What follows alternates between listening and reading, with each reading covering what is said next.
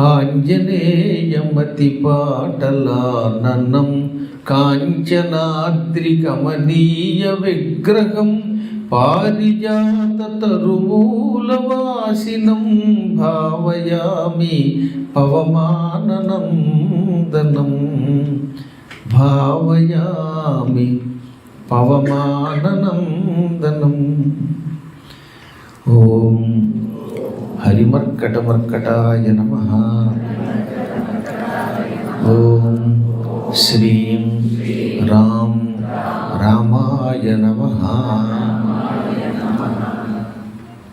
హనుమంతుని అనుగ్రహం వల్ల నవగ్రహాల అనుగ్రహం కలుగుతుంది.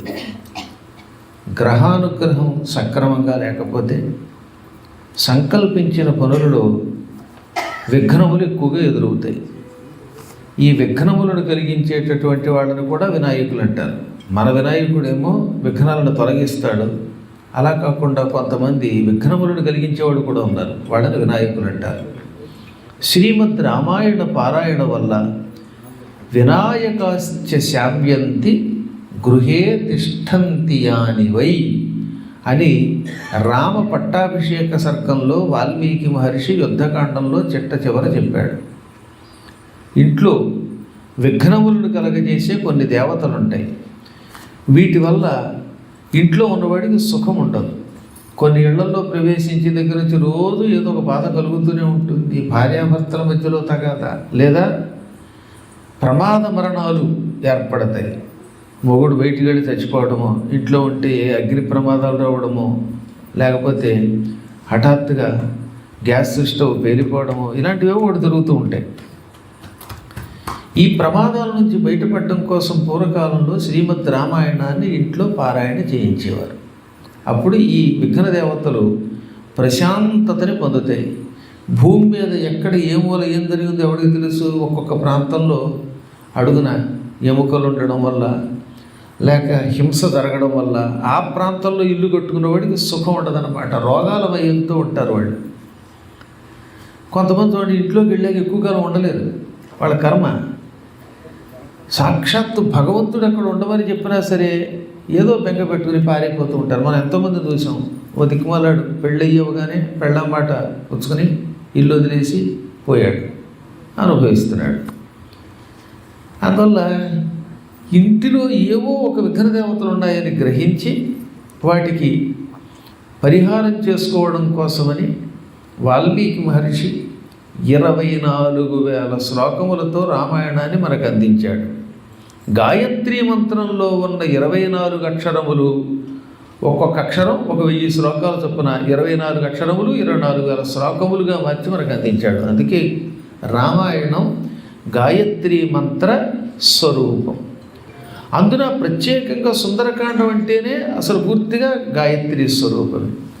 అందువల్ల ఈ పారాయణ వల్ల ఏమవుతుంది, ముందు ఇంట్లో ఉన్నటువంటి అరిష్టములు తొలగుతాయి, అనుకున్నటువంటి పనులు నెరవేరుతాయి. ఇవన్నీ వాల్మీకి కానీ లేక మహానుభావుడు వ్యాసుడు పురాణాల్లో కానీ ఫలితంగా ఇవ్వడం వల్ల చదువుకుని చెప్పడం కాదు, మేము ప్రాక్టికల్గా చేసి చూపిస్తున్నాం. నా జీవితమే ఎన్నో రకాల సమస్యలతో ఒడిదుడుకులతో సాగింది. ఓ బాబోయ్, అదంతా తలుచుకుంటే మీకు అదొక యజ్ఞం, అదో భయంకరమైన మరొక మహాభారతం, లంకాద్వీపం. ఇవన్నీ నా జీవితంలో ఇప్పటివరకు జరిగాయి. ప్రాణం పోయి మళ్ళీ బతికిన వాడిని, కానీ ఏనాడు ఎప్పుడు ఏ భయము లేకుండా అందులోంచి మళ్ళీ బయటకు వస్తూనే ఉన్నాం.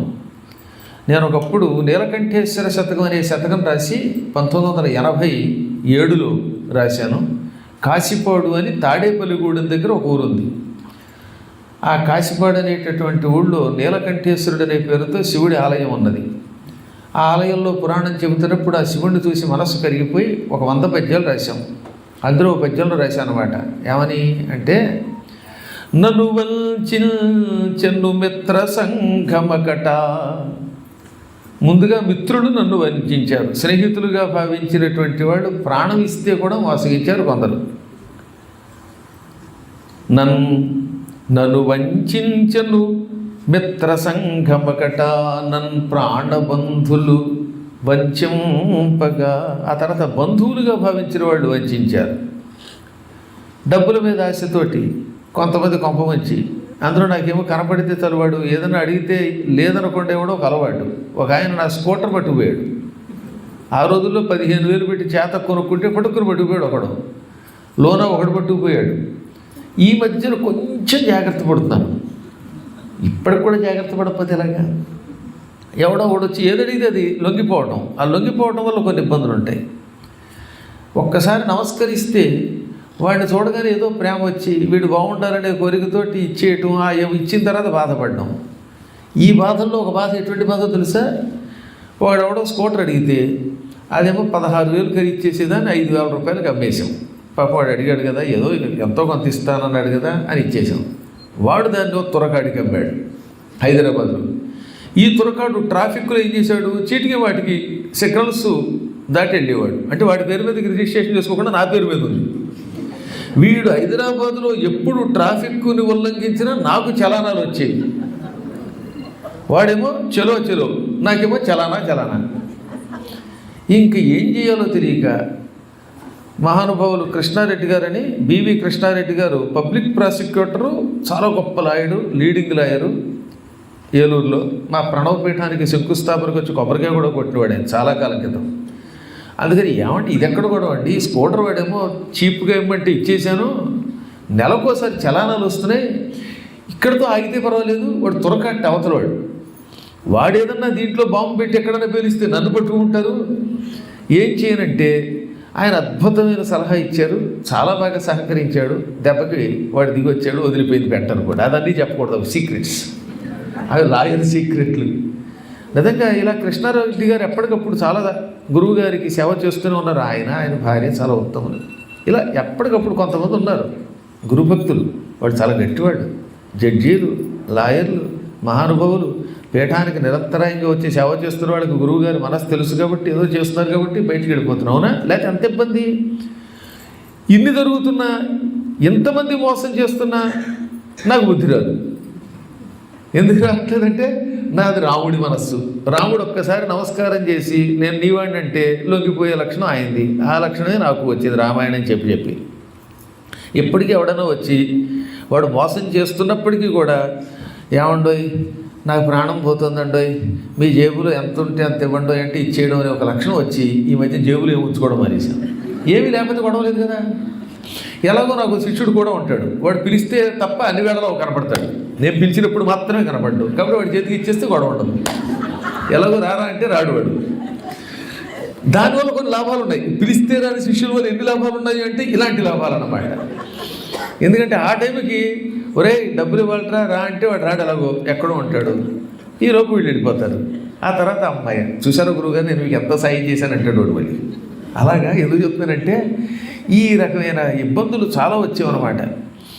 ఇలా మొత్తం పద్యమంతా రాసి అయినప్పటికీ నిన్ను భక్తితో కొలిచాను. తచ్చక్తి జీవన సంగ్రామమునందు గెలిచి తిని శర్వ నీలకంఠేశ్వర.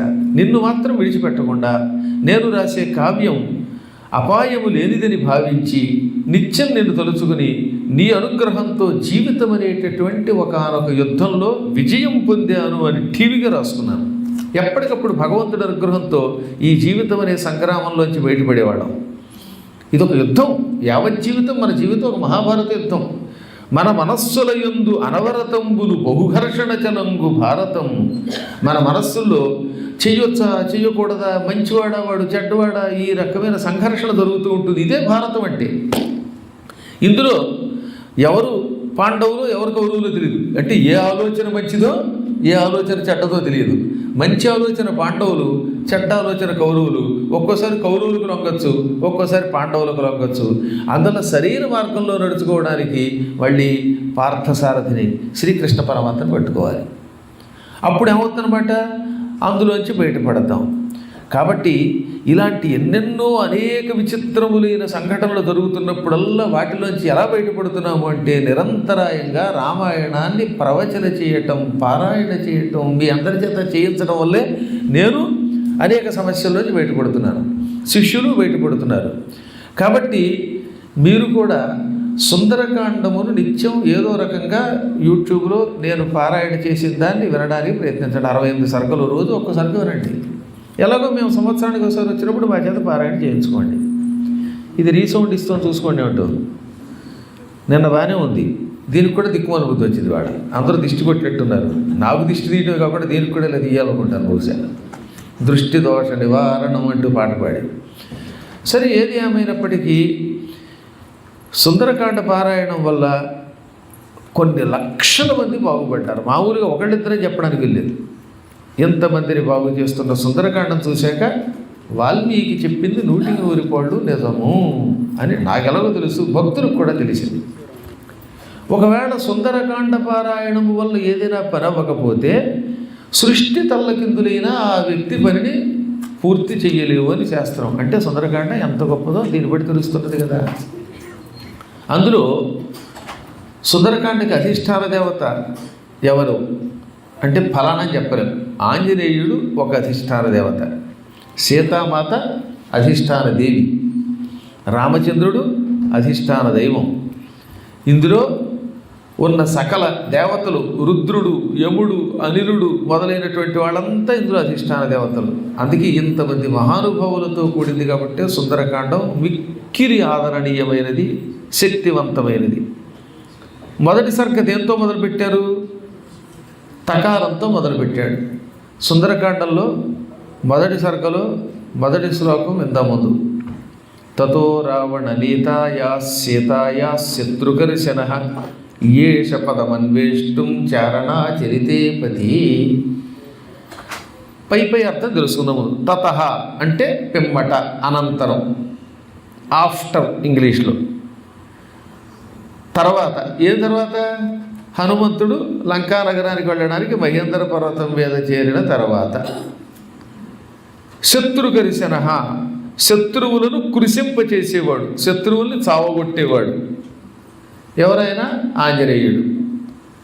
ఆయన రావణ నేతాయా సీతాయా పదం అన్వేష్టం. రావణ నేతాయా, రావణుని చేత అపహరింపబడిన, తీసుకొని పోబడిన, సీతాయా, సీత యొక్క పదం, జాడని, సీత ఎక్కడుందో అనేటటువంటి జాడని, అన్వేష్టం వెతకడానికి, తెలుసుకోవడానికి, చారణాచరితే పతి ఆకాశ మార్గంలో ఈయేష ఇచ్చగించను, మొదలెట్టను. ఆకాశ మార్గంలో సీతను వెతకడానికి సంసిద్ధుడు అయ్యాడు. హనుమంతుడు ఉన్నాడు, ఆయన శత్రువుల్ని కృషింపజేస్తాడు. ఆయన ఎక్కడికి బయలుదేరాడు? ఆకాశ మార్గంలో లంకకి బయలుదేరాడు. ఎందుకు బయలుదేరాడు? రావణుని చేత అపహరింపబడిన సీతాదేవి యొక్క జాడని వెతకడానికి. ఇది దాని యొక్క అర్థం, స్థూలార్థం. మళ్ళీ ఒకసారి మొత్తం శ్లోకం చదువుకోండి. తతః రావణనేతాయా సీతాయా శత్రుకర్షణ ఏష పదమన్వేష్టం చారణాచరితే పతి. ఇందులో ఏముంది అంటే ఇందులోనే ఉంది. మరి ఒక్క శ్లోకంలోనే చెప్పాడు. మొత్తం 24 అక్షరాల గాయత్రీ మంత్రం, పరమ పవిత్రమైన ఉపనిషన్ మంత్రం. గాయత్రీ మంత్రం తత్సవితుర్వరేణ్యం అని ప్రారంభమవుతుంది. తత్ ఆ సవితు, సూర్యుడు, వరేణ్యం శ్రేష్ఠుడు, పరమశ్రేష్ఠుడైన ఆ సూర్య భగవానుణ్ణి నేను ధ్యానిస్తున్నాను. ఈ తత్వ సవితుర్వరేణ్యంలో ఉన్న సకారము, ఈ తకారం సకారం, ఈ రెండింటినీ వాల్మీకి మహర్షి సేకరించాడు. దాన్ని వెనక్కి తిప్పాడు. సా ముందు పెట్టి పక్కన తా పెట్టాడు. ఈ సాకి ఈకారం చేర్చాడు. అప్పుడు సి అయింది, పక్కన తా చేరింది, సీత అయింది. తత్సవితుర్వరేణ్యంలో ఉన్న 2 బీజాక్షరములను తీసుకొని దానితో సీత అనే పదాన్ని మనకి సుందరకాండం ద్వారా అందించాడు.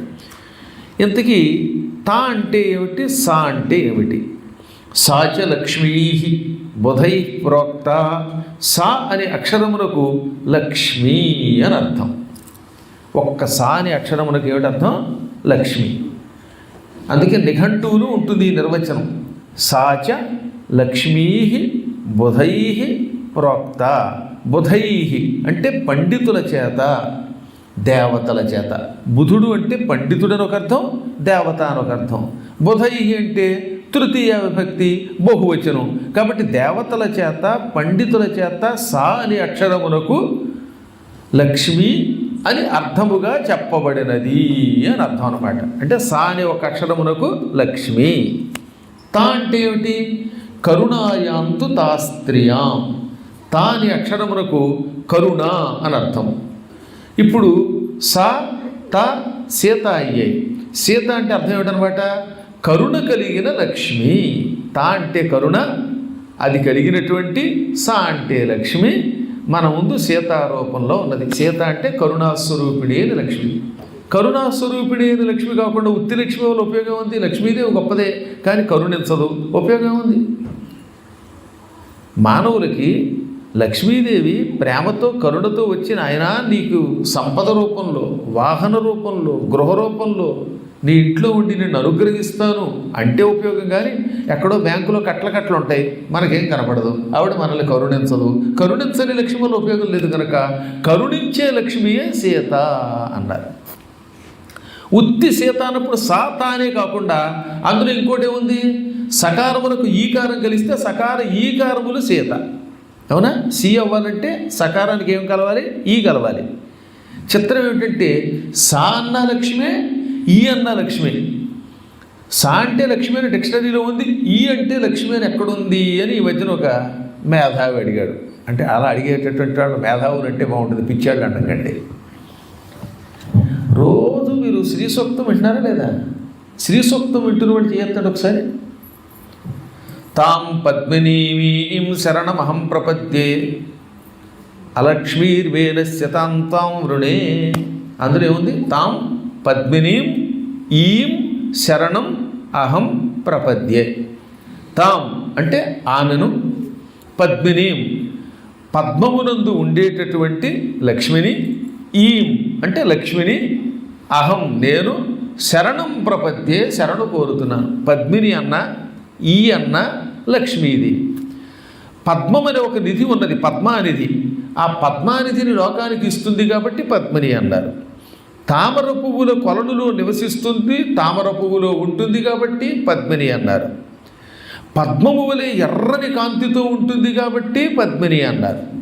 అటువంటి ఆవిడకి ఒక్క అక్షరంతో బిరుదిచ్చారు. ఈ అంటే లక్ష్మి, ఈం అంటే ద్వితీయ విభక్తి లక్ష్మిని. కాబట్టి ఈం అంటే ఏమిటి? లక్ష్మిని. ఇప్పుడు శ్రీ సూక్తంలో వేదంలో ఈ అంటే లక్ష్మి అని చెప్పారుగా. సా అన్న లక్ష్మి, ఈ అన్న లక్ష్మి. ఇప్పుడు సకార ఈకారములు సి అంటే లక్ష్మి, లక్ష్మి. రెండుసార్లు లక్ష్మిని ఎందుకు చెప్పారంటే మహాలక్ష్మి అనడానికి అలా వాడతారు. ఒక్కోసారి రెండేసార్లు ఎందుకు చెప్తామంటే హరహర అంటున్నావా లేదా అంటే హరుణ్ణి ఇంకొంచెం గట్టిగా తలుచుకోవడానికి హరహర, హరిహరి, రామరామ అన్నట్టే లక్ష్మి లక్ష్మి అంటే మహాలక్ష్మి, గొప్పదైన లక్ష్మి. అటువంటి లక్ష్మీదేవి కరుణాస్వరూపిణి అని చెప్పడానికి సకార ఈకారముల సి పక్కన తా చేర్చారు. ఒక్క సీత అనే అక్షరంలో ఎన్ని అర్థాలు ఉండేటువంటి. ఇప్పుడు మహాలక్ష్మి స్వరూపిణి కరుణించడానికి ఈ రూపములో వచ్చింది. అందుకని తత్వ సవితుర్వరేణ్యములో ఉన్న బీజములతో సీత అనే ఒక అద్భుతమైన పదాన్ని వాల్మీకి మనకు అందించాడు. ఇంకా ఉపనిషత్తులు ఏం చెబుతున్నాయి? ఓం తత్సత్ అంటున్నాయి ఉపనిషత్తులు. వేదములు కూడా ఓం తత్సత్ ఇది నిర్దేశ అని. రోజు కూడా మీరు కూడా ఓం తత్సత్ అంటున్నాం లేదా హరి ఓం తత్సత్ అని పదే పదే ఈ తత్ సత్ అనే పదాలు వాడకుండా ఉపనిషత్తులు ఉండవు, వేదములు ఉండవు. తత్ అంటే అది, అది అంటే ఆ పరబ్రహ్మ, ఆ పరమాత్ముడు.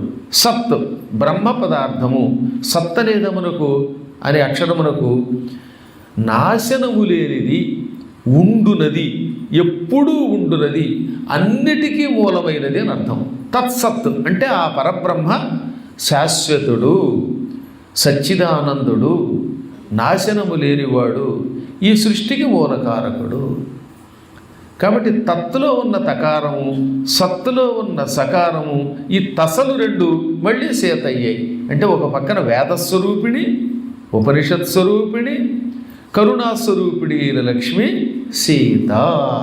అందుకే తతో రావణ నేతాయా అని ఆ ఉపనిషద్ వాక్యంతో మొదలుపెట్టారన్నమాట. గాయత్రి మంత్రంతో మొదలుపెట్టారు. సుందరకాండం తీసుకోండి, ఏ సర్గైనా సరే ఇక్కడే ఉంది, వాళ్ళు చదువుతున్నారు కదా, వాళ్ళ దగ్గర అయిపోయాక ఒకసారి తీసుకుని పరిశీలించండి. ఏ సర్గైనా తీసుకోండి. మొత్తం ఎన్ని సర్గలు ఉంటాయని చెప్పాను? 68. ఈ 68లో ప్రతి శ్లోకంలో మొదటక్షరం తకారం లేక సకారం ఉంటాయి. తతో రావణ నేతాయా అని కానీ, సతులంకాం పురీం శ్రేష్ఠ అని కానీ, తతస్తు వాగ్భీరధీన భాషిణం అని కానీ, ఈ విధంగా అయితే మొదటి శ్లోకంలో మొదటి అక్షరం ఏమై ఉంటుంది? తకారం లేదా సకారం. అంటే తకార సకారాల ద్వారా ఏం చెప్పారు? సీత ఇందులో ఉందని. ఒక్క 3 సర్గల్లో మాత్రం, ఈ 68లో 3 సర్గల్లో మొదటి శ్లోకంలో కాకుండా 2వ శ్లోకంలో తకార సకారాలు పెట్టాడు. కారణం ఏంటంటే ఆ 3 సర్గల్లో రాముణ్ణి ముందుకు తీసుకొచ్చారు, మిగతా అంతా సీతను తీసుకొచ్చారు. సుందరకాండంలో ప్రధాన దేవత సీత కనుక, సీత ఉన్న రాముడు లేకుండా కుదరదు కనుక 3 సర్కల్లో మాత్రం మొదటి శ్లోకంలో తకార సకారాలు పెట్టకుండా 2వ శ్లోకంలో పెట్టారన్నమాట. ఈ విధంగా మొత్తం తకార సకారమై మీదంతా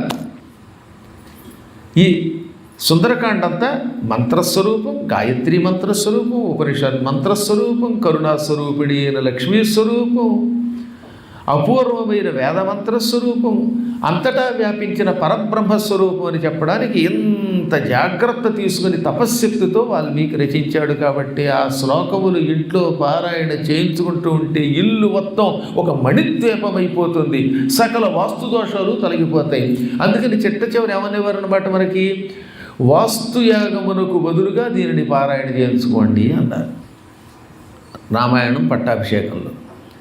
అందుకని ఈ సుందరకాండ యొక్క ప్రభావం లోకానికి అందించడానికి కంకణం కట్టుకొని మేము ఎప్పుడు వీలుంటే అప్పుడు భాగవత సప్తాహాలతో పాటుగా ఈ రామాయణ పారాయణ, అన్ని చోట్ల రామాయణం సంపూర్ణంగా పారాయణం చేయించుకోవడానికి వీలు కానప్పుడు, ఈ సప్తాహ దీక్షలు కుదరనప్పుడు ఇలా 2 రోజులు 3 రోజులు సుందరకాండమును కూడా పారాయణ చేయిస్తున్నాం. పారాయణ చేయించాలంటే ఓ మనిషి కంకణం కట్టుకోవాలి. ముందు ఒకడు కట్టుకుంటే కనుక చాలామంది సాయం చేస్తారు. దానికి పద్మిని ప్రవీణులు, ఆవిడ పేరులో కూడా పద్మిని ఉంది కాబట్టి ఈ ఊళ్ళో సంకల్పించారు. మీలో ఎంతోమంది భక్తులు నిరంతరాయంగా సేవ చేశారని వాళ్ళు రోజు పొగుడుతున్నారు. మాదేం లేదండి, మా కూడా ఉన్న వాళ్ళు ఎంతోమంది దీనికి సహాయపడ్డారు కాబట్టే ఈ పారాయణ కార్యక్రమం ఇంత హాయిగా సాగుతుందన్నారు. అది నిజం కూడా. వాళ్ళు అలా అంటారు, అనడం ధర్మం, మీరు అలా చెయ్యాలి. ఇంతమంది కలిసి 3 నెలలు 6 పారాయణలు చేయించారు ఇక్కడ ఏకంగా. రేపు ఉదయం మేము బయలుదేరేలోపు మీకు సంపూర్ణంగా సప్తాహ ఫలితం కూడా తద్వారా రాబోతున్నది. ఇప్పుడు చివరిన వెళ్ళేటప్పుడు చేతుల్లోకి నీళ్లు వాళ్ళు పోస్తూ ఉంటే పళ్ళెల్లో పోసేసి స్వీకరోమి అని మనసులో మీరు అనుకుంటే, వాళ్ళేమో ఫలం సమర్పయామి అంటూ ఉంటే, అప్పుడు ఈ సుందరకాండ పారాయణములు వాళ్ళు చేసినటువంటి పారాయణ ఫలితం మీరు స్వీకరిస్తున్నారు. ఈ సుందరకాండ పారాయణ సేకరించడం అంటే ఎటువంటిది? పాల సముద్రం నుంచి ఉద్భవించిన అమృత భాండము మోహిని ద్వారా సేకరించి తాగడంతో సమానము అన్నారు. అమ్మవారి రూపంలో, మోహిని రూపంలో విష్ణువు వచ్చి అమృతం ఇస్తే ఆ అమృతం తాగిన వాడు ఎంత అదృష్టవంతుడు అవుతాడు. అది తాగడం వల్ల ఇంత చుక్క వల్ల రాహువు కేతువు కూడా చచ్చి బతికారు వాళ్ళు. సుందరకాండం కూడా శాశ్వత జీవులను, కైవల్య పరులను చేస్తుంది. అందువల్ల ఈ ఫల సమర్పణ సేకరిస్తారు. చేతిలో దర్భ పట్టుకుని పురాణం వింటే ఆ వ్యక్తికి మానసికమైన శాంతులు తొలగుతాయి. ఇక్కడ కూర్చున్న వాళ్ళందరూ 24 గంటలు ఇక్కడ కూర్చోలేరు. ఎలాగో ఏదో అప్పుడప్పుడు ఇలా 2 గంటలు కూర్చొని పురాణం వింటారు. ఈ 2 గంటల్లో మనసు ఎక్కడికి పెడుతుందో తెలియదు. అదే దర్భ చేతిలో పెట్టుకుంటే ఒకవేళ వినడంలో లోపమున్నా, మనస్సు ఎక్కడికైనా వెళ్ళిపోయినా, చంచలమైనా, రాకూడని ఆలోచన వచ్చినా ఆ దోషం తొలగిపోతుంది. ఎక్కువ కాలం దర్భలను చేత్తో పట్టుకొని ఈ పురాణం వింటే వార్ధక్యంలో అయినా కనీసం వైరాగ్యం వస్తుంది. వైరాగ్యం అంత తేలిగ్గా రాదు. వైరాగ్యం రావాలంటే కొన్ని ఉండాలి. ఇప్పుడు నన్ను ఏం చెప్పాము, తులసీదాస్ గారిని వాళ్ళ ఆవిడ రాముడి మీద మనస్సు పెట్టండి, ఆ దెబ్బతో ఆయన మనస్సు విరిగిపోయింది. పూర్తిగా భార్య మొహం చూడటం మానేశాడు, విడిచిపెట్టాడు, మహాత్ముడయ్యాడు, 118 ఏళ్ళు బతికాడు. రామచరితమానసం మనకు అందించాడు. ఎన్నో స్తోత్రాలు ఇచ్చాడు, హనుమాన్ చాలీస ఇచ్చాడు. కాబట్టి వైరాగ్యం రావాలంటే ఓ గురువు కావాలి. ఆ గురువు గారు పొగడక్కర్లా, తిట్టినా పర్వాలేదు. అప్పుడప్పుడు నాకు కూడా కొన్ని లాభాలు ఉన్నాయి. ఎవడన్నా నీ మొహం నాకు చూపించద్దు అన్నారా, నాకు ఎంతో లాభం.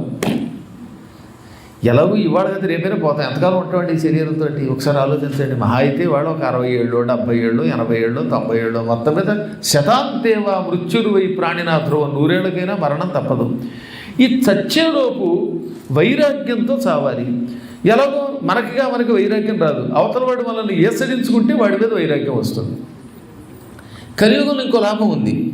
ఎంతోమంది మహానుభావులు ఉన్నారు, గురువుగారి ద్వారా ఉపకారం పొంది ద్రోహం చేసిపోయారు అనుకోండి, అమ్మయ్య లోకంలో ఇలా ఉంటారు కనుక ఇక మీదటైనా వ్యామోహం విడిచిపెట్టాలనే కోరిక నాకు కలుగుతుంది. మీకు కూడా అలాగే. మీరు ఇళ్లలో పడుతూనే ఉంటారు కదా, రోజు మొగుడు పిల్లలు ఒకళ్ళొకళ్ళు తిట్టుకోండి, హాయిగా వైరాగ్యం వస్తుంది అనుకుంటున్నాను. ఇవాళగా రేపేనే కొంతమందికి రాదనుకోండి, ఆవిడ ఎంత తిట్టినా సరే నాకు బాధ్యత ఉంది కదండి అంటూనే ఉంటుంది. ఇదొక కర్మ, భల్లూకల్లో పట్టుకుంటుంది అనమాట. ఇది పిచ్చి. ఈ భ్రమలో నుంచి బయటపడనంతకాలం మానవుడికి ముక్తి రాదు. అదే దర్భ చేత్తో పట్టుకుని చాలా కాలం పురాణం వింటే ఈ వైరాగ్యము వల్ల వచ్చేటటువంటి ఫలితం వస్తుంది. వైరాగ్యం రాకపోయినా అప్పుడు వైరాగ్యం వల్ల ఏమవుతుందన్నమాట, ఈ జన్మలోనే మోక్షం వస్తుంది. అందుకని ఎప్పుడైనా మనకి వైరాగ్యం రావాలంటే ఇతరులు మనల్ని పొగట్టడం కంటే ఏసరించుకోవాలి. మా గురువు గారికి ఇన్ని బిరుదులు ఉన్నాయి, ఎంత గొప్పవాడని పొగిడితే నాకు అహంకారం వచ్చే ప్రమాదం ఉంది. అఫ్కోర్స్ నాకు ఎలాగో రాదు, ఈ జన్మలో రాదు. ఈ జన్మలో రాకపోతే ఇంకెలాగో జన్మ లేదు నాకు, నేను వైకుంఠానికి పోతాను. సామాన్యుడైతే పొగిడితే అబ్బాయి ఎంత బాగా పాడామని, కానీ అవునండి నేను కాబట్టి పాడాను అనుకుంటే పంపించాడు. మీరు ఇంత బాగా ఈ పని చేశారని, కానీ అహో నేను అంత బాగా చేశానా, నాలాంటి వాడు ఎవడు లేడని భ్రమ కలగచ్చు. కానీ ఒక స్థాయికి వెళ్ళాక నువ్వు దేవుడివని పొగిడినా అలాగే ఉంటుంది బాబు. ఈరోజు పురాణంతో ఆనంద బాష్పాలు తెప్పించేశారండి. ఏం బాగా చెప్పారన్నా సరే మేము నవ్వుకుంటామే, పట్టించుకోం. ఎందుకంటే చెప్పింది నేను కాదు, ఆంజనేయుడు చెప్పాడు కనుక. పొగడతలు ఆయన కడతాయి కనుక.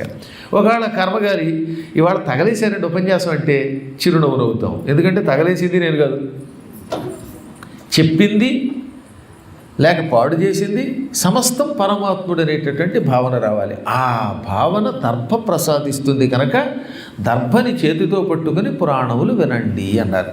ఈ దర్భ పట్టుకున్నవాడు విదర్భ దాకా వెళ్ళగలుగుతాడు, మహాయోగజాతకుడు అవుతాడు. ఇంకా ఈ సుందరకాండ పారాయణ ముఖ్యంగా శని దోషాలు తొలగిస్తుంది. శని పట్టుకుంటే అంత తేలిక వదలడం తెలుసు కదా. శని 7.5 ఏళ్ళు పట్టుకుంటాడు కొందరిని. తెలుగులో ఏలినాటి శని అంటాం, దీన్నే సంస్కృతంలో పాలక శని అంటారు.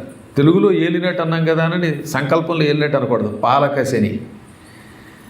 ఇది 7.5 ఏళ్ళు ఉంటుంది. అష్టమ శని, అర్ధాష్టమ శని, ఈ 3 దోషాలు ఉంటాయి. కొందరికి కుజ దోషాలు ఉంటాయి, మరికొందరికి గురువుగారి యొక్క వీక్షణ వక్రంగా ఉండొచ్చు, శుక్రుడు వక్రంగా చూడొచ్చు. ఏదో ఒక గ్రహం ఎక్కడో చోట మనల్ని పట్టి పీడిస్తాయి. అవి ఎందుకు పీడిస్తాయి అంటే మనం చేసిన పాపాలను బట్టి, మనం చేసిన కర్మలను బట్టి పీడిస్తాయి.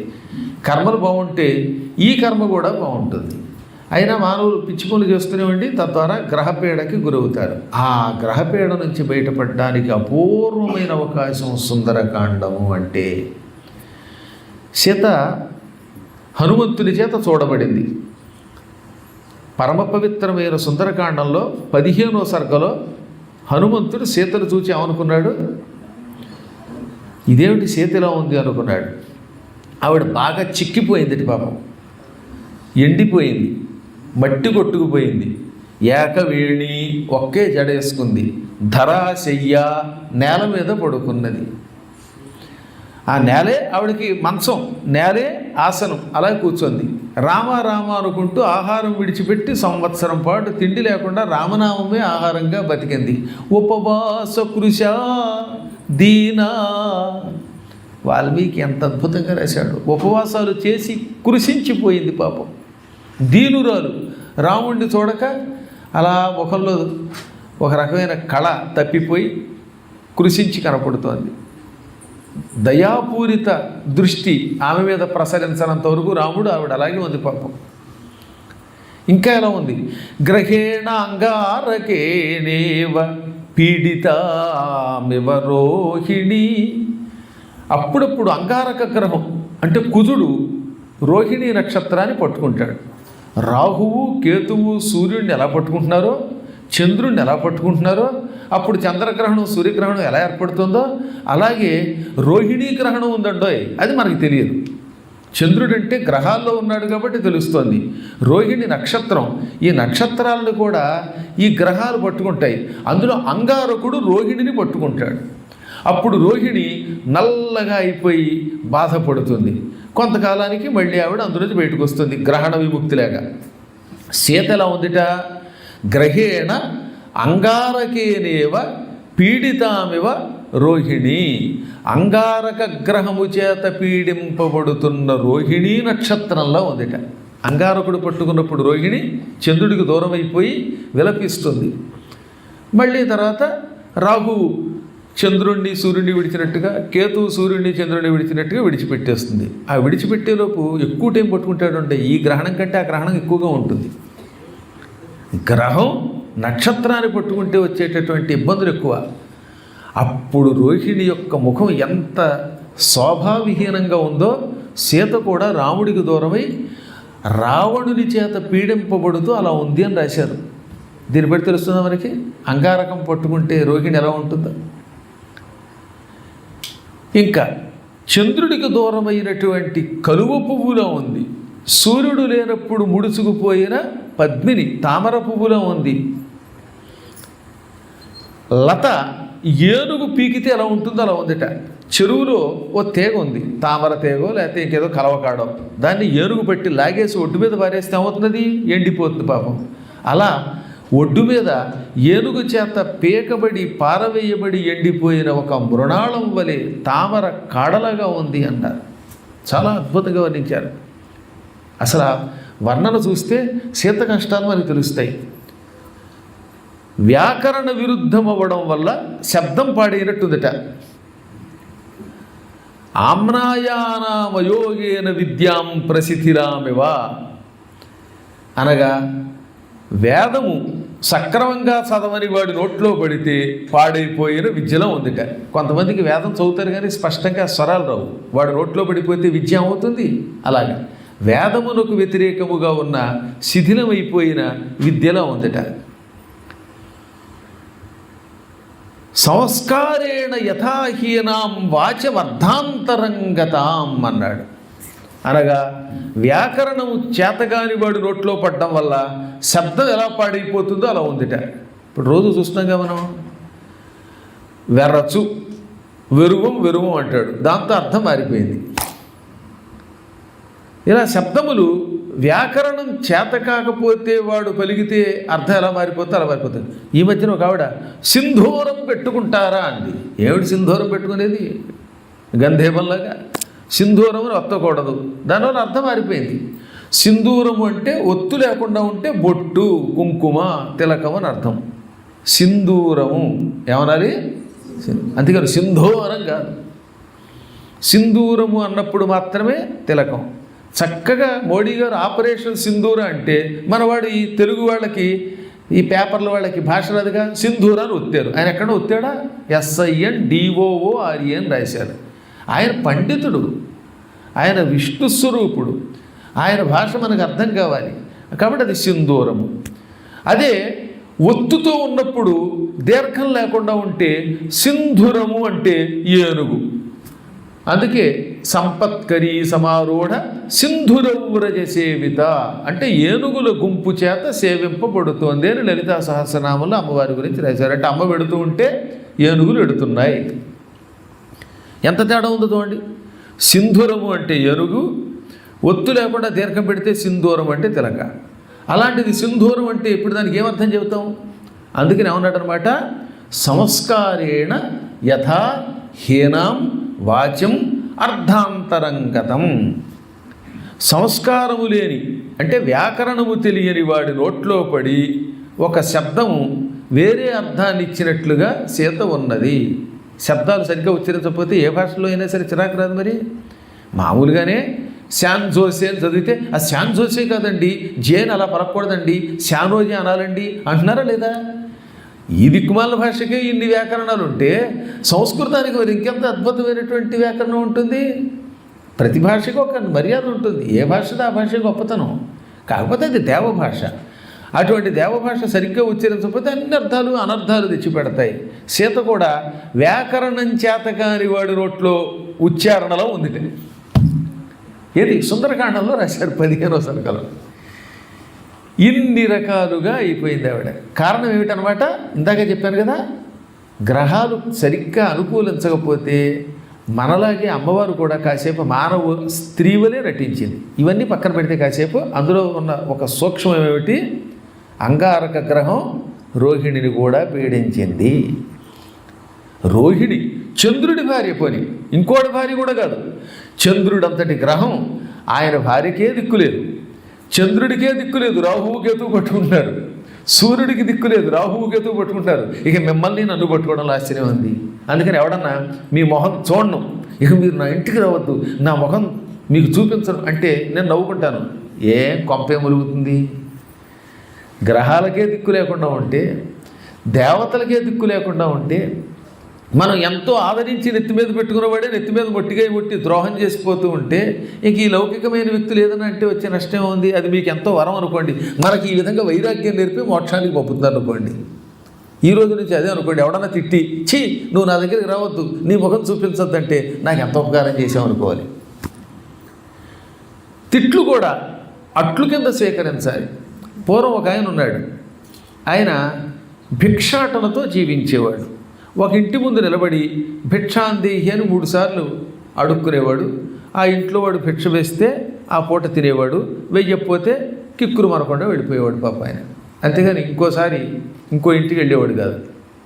ఒకసారి అనుకోకుండా ఒక సాధువు అలాంటి 3 సార్లు మాత్రమే యాచన చేసి వెయ్యకపోతే కిక్కురు మనకుండా వెళ్ళిపోయే పుణ్యాత్ముడు ఒక పిసిరిగొట్టు పీనుగింటికి వెళ్ళాడు. పిసిరిగొట్లు ఎప్పుడు పీనుగులతో సమానం, వాడు బతికినా చచ్చినవాడితో సమానం. ఎందుకు ఎవడికి రూపాయి ఎవడో వాడు అనుభవించడు, ఇంకెందుకు వాడు డబ్బు, ఈ డబ్బంతా పట్టుకుపోదాం అనుకుంటాడు పాపం. రేపు పొద్దున ఎక్కడికి పట్టుకెళ్తాడు వీడి ముఖానికి? ఈ వాషింగ్టన్లోనో వర్జీనియాలోనో మేరీ ల్యాండ్లోనో ల్యాండ్ అక్కడే ఉంటుంది, నీకు బ్యాండ్ అయిపోతుంది. మన శరీరమే మనతో రాదు.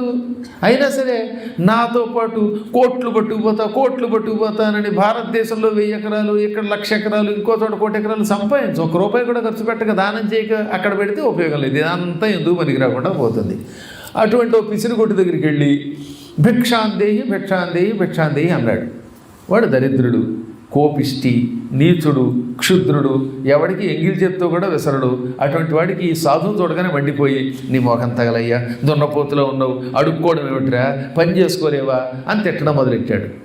ఈయన కదలకుండా నవ్వుతున్నట్టల. వాడు తిట్టాడు. ఎన్ని తిట్లు తిట్టాడు? ఇంగ్లీష్లో తిట్టాడు, హిందీలో తిట్టాడు, అరవంలో తిట్టాడు, తెలుగులో తిట్టాడు, కన్నడంలో తిట్టాడు, మలయాళంలో తిట్టాడు.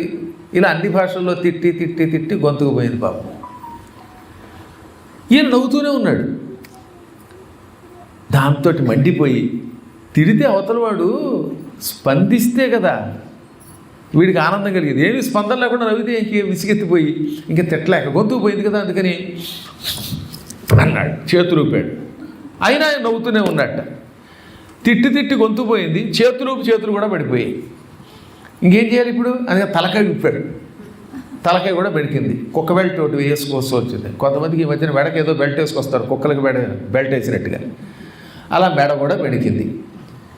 ఇప్పుడు వీడికి అనుమానం వచ్చింది, ఇన్ని తిట్టినా, చేతులు ఊపినా, మెడ ఊపినా ఈ ఎదురుగుండా ఉన్న సాధువు తెగనవుతున్నాడు. కారణం ఏమిటి? కొంపదీసి వీడికి చెవుడా, కళ్ళు కనిపించవు అనుకుని దగ్గరకు వచ్చి, గొంతు లేవట్లేదు రండి, అందుకని ఇందాక నుంచి తెగ తిడుతున్నాను, వినపట్టలేదా చెవుడా అన్నాడు. నాకేం చెవుడు లేదు నాయన, నువ్వు తిట్లన్నీ స్పష్టంగా వినపడ్డాయి. పోనీ కళ్ళు కనపడవా అంటే కళ్ళు కనపడ్డాయి, చేతులు ఊపావు, మెడకాయ ఊపావు, అవి కనపడ్డాయి. అయ్యా ఇన్ని తిట్లు తిడుతూ ఉంటే, ఇన్ని రకాలుగా చేతులు తల ఊపుతూ ఉంటే మీరు ఎందుకంటే నవ్వుతున్నారని అడిగితే అప్పుడు ఆయన ఏమన్నాడు తెలుసా? నువ్వు పిసిరి కొట్టాడివి, ఎవరికి ఏమేవో, అయినా నువ్వు ఒక ఆవు పట్టుకొచ్చి నాకు దానం ఇచ్చావు అనుకుందాం అంటే నేనేమోనండి అన్నాడు. నువ్వు ఇస్తావని కదా ఒకవేళ అనుకుందాం అయ్యా, సపోజ్ అది. ఆ ఆవు పుచ్చుకుంటే ఎవరిది అంటే పుచ్చుకుంటే మీది. నువ్వు ఆవు ఇస్తూ ఉంటే వద్దు అని పుచ్చుకోలేదు, అప్పుడు ఎవరిది అంటే మీరు పుచ్చుకోలేదు కనుక నా ఆవు నాదేనండి అన్నాడు. ఇప్పుడు అర్థమైందా? నువ్వు ఆవు బదులుగా తిట్లు తిట్టావు, చావు తిట్లు తిట్టావు. నేను ఆ తిట్లు నువ్వు దానంగా ఇస్తుంటే పుచ్చుకోలేదు. ఇప్పుడు ఆ తిట్లు ఎవరివి అన్నాడు. వీడికి మతిపోయింది. ఇంకేం చేస్తాడు, చచ్చినట్టు మాట్లాడాలి కనుక నావేనండి అన్నాడు. అందుకని నవ్వుతున్నాను. ఇందాకటి నుంచి నిన్ను నువ్వు తిట్టుకుంటున్నావు, నీకే చేతులు ఊపుకున్నావు, నీకే తలకాయ ఊపావు. నువ్వు ఇచ్చినవి నేను పుచ్చుకోలేదు కనుక అవన్నీ నీవే. నిన్ను నువ్వు తిట్టుకుంటున్నావు కనుక నేను నవ్వుకుంటున్నాను అన్నట్ట. ఎంత గొప్ప సందేశం అండి అది. వాడు నన్ను తిట్టాడండి, వాడు అలా అన్నాడండి అంటారేంటండి పిచ్చాడు. వాడు తిడితే పుచ్చుకోకండి, డాలర్స్ ఇస్తే పుచ్చుకుందాం, చెక్కులు ఇస్తే పుచ్చుకుందాం, ఇంకేదైనా ఇస్తే పుచ్చుకుందాం. తిట్లు ఇచ్చారనుకోండి పట్టించుకోకండి, అప్పుడు వాడికే వెళ్ళిపోతాయి, వాడి తిట్లు వాడికే వెళ్ళిపోతాయి. అందుకని మహాత్ములు తిట్టినా ఆనందంగా ఉంటారు. చెప్పాను కదా. అందువల్ల ఎంత గొప్పవాడికైనా ఒక్కొక్కప్పుడు ఈ కష్టాలు వస్తూ ఉంటాయి, చివాట్లు వస్తూ ఉంటాయి. ఆఖరికి దేవతలకి, గ్రహాలకు కూడా దిక్కు లేకుండా పోయింది. అటువంటప్పుడు మానవులకు కూడా ఈ విధమైన పీడలు వస్తూ ఉంటాయి. ఈ పీడల్లో నుంచి, భయంకరమైన గ్రహదోషాల నుంచి విముక్తి పొందడానికి అత్యంత శక్తివంతమైనది ఈ సుందరకాండము. ఒకానొకప్పుడు హనుమంతుడు గంధమాదన పర్వతం మీద కేవలం రామనామమే ఊపిరిగా తీసుకుంటూ మహాతపస్సు చేసుకునేవాడు. ఆయన ప్రతిరోజు ఉదయమే లేచి మహావేగంగా పూర్వ సముద్రం అంటే బంగాళాఖాతంలో స్నానం చేసేవాడు. అక్కడి నుంచి కేవలం 5 సెకండ్లలో మళ్ళీ గంధమాదన పర్వతానికి వచ్చి అక్కడ జపం చేసుకునేవాడు. ఇంకా జపం అంటే ఉంది, రామమంత్రమే. నిత్యం రామ్ రామాయ నమః, రామమంత్రమే, రామనామమే ఆయనకి సమస్తం. ఇంక వేరే మంత్రాలు అక్కర్లేదు. రోజుకో మంత్రం, రోజుకో గురువు. ఇంటికి వచ్చిన వాళ్ళందరినీ పట్టుకుని ఎవరిని నమ్మకుండా ఉన్నవాడు అటు ఇటు కాకుండా పోతాడు. ఏదో కనీసం ఒక్కడైనా నమ్ముకోవాలి కదా. జీవితంలో ఒక్క గురువుని గట్టిగా పట్టుకుంటే వాడు ఇచ్చిన మార్గంలో పెడితే తరిస్తాం. ఇవాళ వాడు ఎవడో కనబట్టాడని వాడి దగ్గర మంత్రం, రేపు ఇంకోటి దగ్గర ఇంకో మంత్రం, ఎల్లుండి ఇంకోటి దగ్గర మంత్రం. చివరికి ఏ మంత్రమో చేయలేడు. వీడి బతుకంతా తంత్రం, కుతంత్రం ఇలా సాగుతూ ఉంటుంది. అందుకని ఆయన అన్నీ విడిచిపెట్టి హాయిగా ఓం శ్రీం రామ్ రామాయ నమః అనేటటువంటి మంత్రాన్ని, అష్టాక్షరీ మంత్రం జపం చేసుకునేవాడు. మళ్ళీ మధ్యాహ్నం ఆయన పరమ పవిత్రమైన దక్షిణ సముద్రం దగ్గరికి వెళ్ళేవాడు, అంటే హిందూ మహాసముద్రం. అక్కడ స్నానం చేసేవాడు. సాయం సంధ్యా సమయంలో పశ్చిమ సముద్రం, పసిఫిక్ సముద్రంలో స్నానం చేసి మళ్ళీ వెళ్ళి గంధమాదన పర్వతం మీద కూర్చునేవాడు. ఆయనకి విమానాలు అక్కర్లేదు, ఇమ్మిగ్రేషన్ అక్కర్లేదు, పాస్పోర్ట్ అక్కర్లేదు, B1 B2 H1 పిచ్1 R1 ఏ వేసాలు అక్కర్లే. ఆయన ఎక్కడికి కావాలంటే అక్కడికి క్షణంలో వెళ్ళి రాగలడు. అదే రామనామ మహిమ. ఒక రోజున ఈశ్వరుణ్ణి శని గట్టిగా పట్టుకున్నాడు. ఒక రోజున శని శివుడి దగ్గరికి వెళ్ళి, శివ నువ్వు చాలా గొప్పవాడివిట, నేను నిన్ను కూడా పట్టుకుంటాను అనగానే, నన్ను పట్టుకుని ఏం చేస్తావులే వద్దులేరా అన్నట్ట. కాదు, నువ్వు బ్రహ్మ విష్ణువు మీ ముగ్గురు కలిసి నేను ఎవరినైనా పీడించగల శక్తి నాకు ఇచ్చారు, నేను పట్టుకుంటే ఎవడైనా బాధపడతాడన్నారు. మీరిచ్చిన వరాన్ని మీ మీదే ప్రయోగిస్తాను, నేను నిన్ను ఫలానా శనివారం పట్టుకుంటానన్నట్ట. వెంటనే శివుడు వీడెక్కడ పట్టుకుంటాడోనని కైలాసం విడిచిపెట్టి భూలోకంలోకి వచ్చి దండకారణ్యంలో ఒక మర్రి త్వరలో దాక్కున్నాడు. శనివారం నాడు పొద్దున్నది సాయంకాలం దాకా ఈ శనికి దొరకకుండా అందులో దాక్కున్నాడు. సాయంత్రం అయ్యాక బయటకు వస్తుంటే శని నవ్వుతూ కనబడ్డాడు. ఏం శని, శనివారం నాడు నన్ను పట్టుకుంటానన్నావు కదా, ఏం పట్టుకున్నావు అని అడిగితే, నేను పట్టుకున్నాను కాబట్టే కైలాసంలో కూర్చున్న నువ్వు మర్రి త్వరలో బుర్ర దాచుకున్నావు అన్నాడు. ఆయన నవ్వాడు. నిజానికి ఆయనకి తెలియక చేసిన పని కాదు. త్రిమూర్తులు శనికి వరం ఇచ్చారు. శని పట్టుకుంటే ఆ రోజు ఎవడైనా సింహాసనం మీద కూర్చోకుండా ఎక్కడైనా దాక్కోవాలి. ఇచ్చిన వరం నిలబెట్టుకోవడం కోసం శివుడు దాక్కున్నాడు తప్ప ఆయన తెలియదే ఈ శనిని ఎలా పట్టుకోవాలో. ఆయన తలుచుకుంటే శని అంతా ఏ గ్రహమైనా ఆయన ఆగ్రహానికి భస్మం అవుతుంది. అప్పుడు ఆయన ఏమన్నాడు, బాగానే పట్టుకున్నావు నన్ను, అందుకే నేను కైలాసం విడిచిపెట్టి దండకారణ్యంలో మర్రి త్వరలో బుర్ర దాచుకున్నాను. నా అంశతో ఒక మహాత్ముడు జన్మించాడు. రుద్రవీర్య సముద్భవుడని పేరు కలిగిన వాడు ఆయన. ఆయన గంధమాదన పర్వతం మీద ఉన్నాడు. నన్ను పట్టుకున్నాను కదా అని అహంకరించి నా స్వరూపుడైన ఆంజనేయుడి దగ్గరికి వెళ్ళావా, ఆ తర్వాత నీకు శృంగభంగం అన్నట్ట. శివుడిగా ఉన్నప్పుడు ఈ గ్రహాన్ని ఏమీ చెయ్యను అన్నాడు ఆయన. అందుకని ఇంకో రూపంలో అతన్ని శిక్షించాలి. అందుకని ఆంజనేయుడి దగ్గరికి వెళ్ళి ఆయన పట్టుకుంటే నీ పని అయిపోతున్నాను, కానీ శివుణ్ణే పట్టుకున్నాను, రేపు బ్రహ్మని విష్ణువుని పట్టుకుంటాను. నాకు లెక్క ఆంజనేయుడు కేవలం కోతి, ఆయన పట్టుకోకుండా ఎలా ఉంటాను? ఆయన వద్దన్నాడు అడిగైనా శివుడు లేవు కావాలని గెలికెళ్ళండి. ఆంజనేయుడి దగ్గరికి వెళ్ళకు సుమా అన్నాడు కదా, వెళ్ళొద్దంటే వెడతాడు, వెడితే విడిపోయిపోతుంది. అందుకని కావాలని ఆయన అలా అనగానే నేను ఆంజనేయుడి సంగతి చూస్తాను అని హనుమంతుడిని పట్టుకోవడానికి గంధమాదన పర్వతానికి బయలుదేరాడు. దారిలో సూర్యభగవానుడు కనపడగానే, నాన్నగారు నమస్కారం, నేను మీ శిష్యుణ్ణి ఆంజనేయుడిని పట్టుకుంటున్నాను అనగానే, ఒరే పిచ్చాడు నా మాట వినరా, ఆయన జోలికి వెళ్ళకరా, పేరుకు నాకు శిష్యుడు కానీ నన్ను మించినవాడు ఆయన. ఆంజనేయుడు అంటే బ్రహ్మ విష్ణు శివాత్మకుడు, త్రిమూర్తి ఆత్మకుడు. ఆంజనేయం మహావీరం బ్రహ్మ విష్ణు శివాత్మకం అని భక్తులు భక్తితో ఆయన్ని స్తుతిస్తారు. ఆయన జోలికెడితే నేను కూడా నేను కాపాడలేను అనగా, ఊరుకోండి నాన్నగారు మీరు అన్నీ ఇలాగే మాట్లాడతారు, ఇందాకే శివుడిని పట్టుకుంటే ఆయన కూడా కైలాసం విడిచిపెట్టి దండకారణ్యంలో దాక్కున్నాడు. ఆ మధ్యన వాడు ఎవడో పట్టుకుంటే వాడికి వెంటనే పెళ్ళయింది, పెళ్ళవగానే ఉద్యోగం మానేసి వైజాగ్ పోయి అడుక్కుంటున్నాడు. అందువల్ల నేను ఎవడన్నా పట్టుకుంటే వాడి పని అయిపోయినట్టే. ఒకటి గుర్తుపెట్టుకోవాలి, పోయే కాలం వచ్చినప్పుడు మాత్రమే గురుద్రోహం చేస్తారట, అప్పుడు శని వాడిని పట్టుకుంటాడట. మీ ఇంట్లో భాగవత పుస్తకం ఉందా? లేకపోతే ఒకవేళ కొనుక్కోండి, గురువుగారు ఇప్పుడు ఇచ్చారు కదా, దానికి ఏమని పేరు? భాగవత పద్మాకరం. చక్కని తేట తెలుగులో హాయిగా మీ అందరి కోసం పుస్తకం వేశారు. ఏమంటే ఇక్కడికి వచ్చింది ఆ పుస్తకం, ఆ భాగవత పద్మాకరం. ఇంకా చాలా పుస్తకాలు ఉన్నాయి, రకరకాల పిచ్చి పిచ్చి పుస్తకాలన్నీ కొనుక్కుంటారు, కానీ ఆ హ్యారీ పాటర్ల కంటే ఇది చాలా గొప్ప పాటలు. అవి పాటలు, ఇవి ఏ పాటలు లేకుండా సాపాట్లు ఇచ్చేటటువంటి పుస్తకం. ఈ పుస్తకంలో ఏది, ఈ భాగవత పద్మాకరంలో ప్రహ్లాద్ చరిత్ర చివరికి వెళ్ళండి, అందులో నేను రాసిన తాత్పర్యం ఉంటుంది, మూల శ్లోకము ఉంటుంది. అందులో ఏమనుంటుంది? యస్య సాక్షాత్ భగవతి సర్వజ్ఞానప్రదే గురవు, సర్వజ్ఞానప్రదే గురవు మర్త్యాసద్ధీ కృతం తస్య సర్వం కుంజర శౌచవత్ అన్నాడు వ్యాసుడు. చెప్పిందేమో ఎవరు? నారదుడు చెప్పాడు. ఎవరికి? ధర్మరాజుకి. ధర్మరాజుకి నారదుడు ప్రహ్లాద చరిత్ర చెప్పాడు సప్తమ స్కందంలో. ధర్మరాజా, మానవులు చేసే పొరపాట్లలో మొదటి పొరపాటు గురుద్రోహం. తనకి భగవత్కథలు చెబుతున్న గురువుని సామాన్య మానవుడి కింద భావించి, అందులో ఏమన్నాడనమాట, జ్ఞాన ప్రదాత ఆయన, సరస్వతీ స్వరూపుడు, భగవతి అంటే భగవంతుని ఉందన్నాడు. గురువుగారు భగవంతుడు, తనకి పురాణం చెబుతున్నాడు, భాగవత కథలు చెబుతున్నాడు, రామాయణం చెబుతున్నాడు, మంత్ర రహస్యములు చెబుతున్నాడు. అలాంటి వాడు సాక్షాత్తు భగవత్ స్వరూపుడు.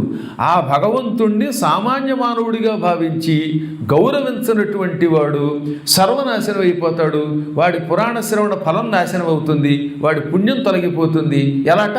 కుంజర శౌచవత్, ఏనుగు స్నానము వలె. ఏనుగు స్నానం చేస్తుంది బాగా, కానీ మళ్ళీ బయటికి రాగానే ఏం చేస్తుంది? తొండంతో మట్టి తీసి ఒళ్ళు మీద చల్లుకుంటుంది. మీరు చూడండి ఒకసారి ఏనుగుని ఎప్పుడన్నా. ఏనుగుకి ఎంత స్నానం చేయించినా మళ్ళీ నదిలోంచి బయటికి రాగానే చెత్త తీసుకుని, ఆ మట్టి తీసుకుని, గడ్డి తీసుకుని వీపు మీద చల్లుకుంటుంది. అలా చల్లుకుంటే కానీ దానికి ఆనందం ఉండదు. స్నానానంతరం మట్టి చల్లుకోవడం వల్ల లాభం ఉంది. అందుకని గజస్నానము అని పేరు అన్నమాట. అద్భుతమైన శ్లోకం కదా. దాన్ని తెలుగులో పోతన గారు కూడా భాగవతంలో అనువాదం చేశారు. ఏమని?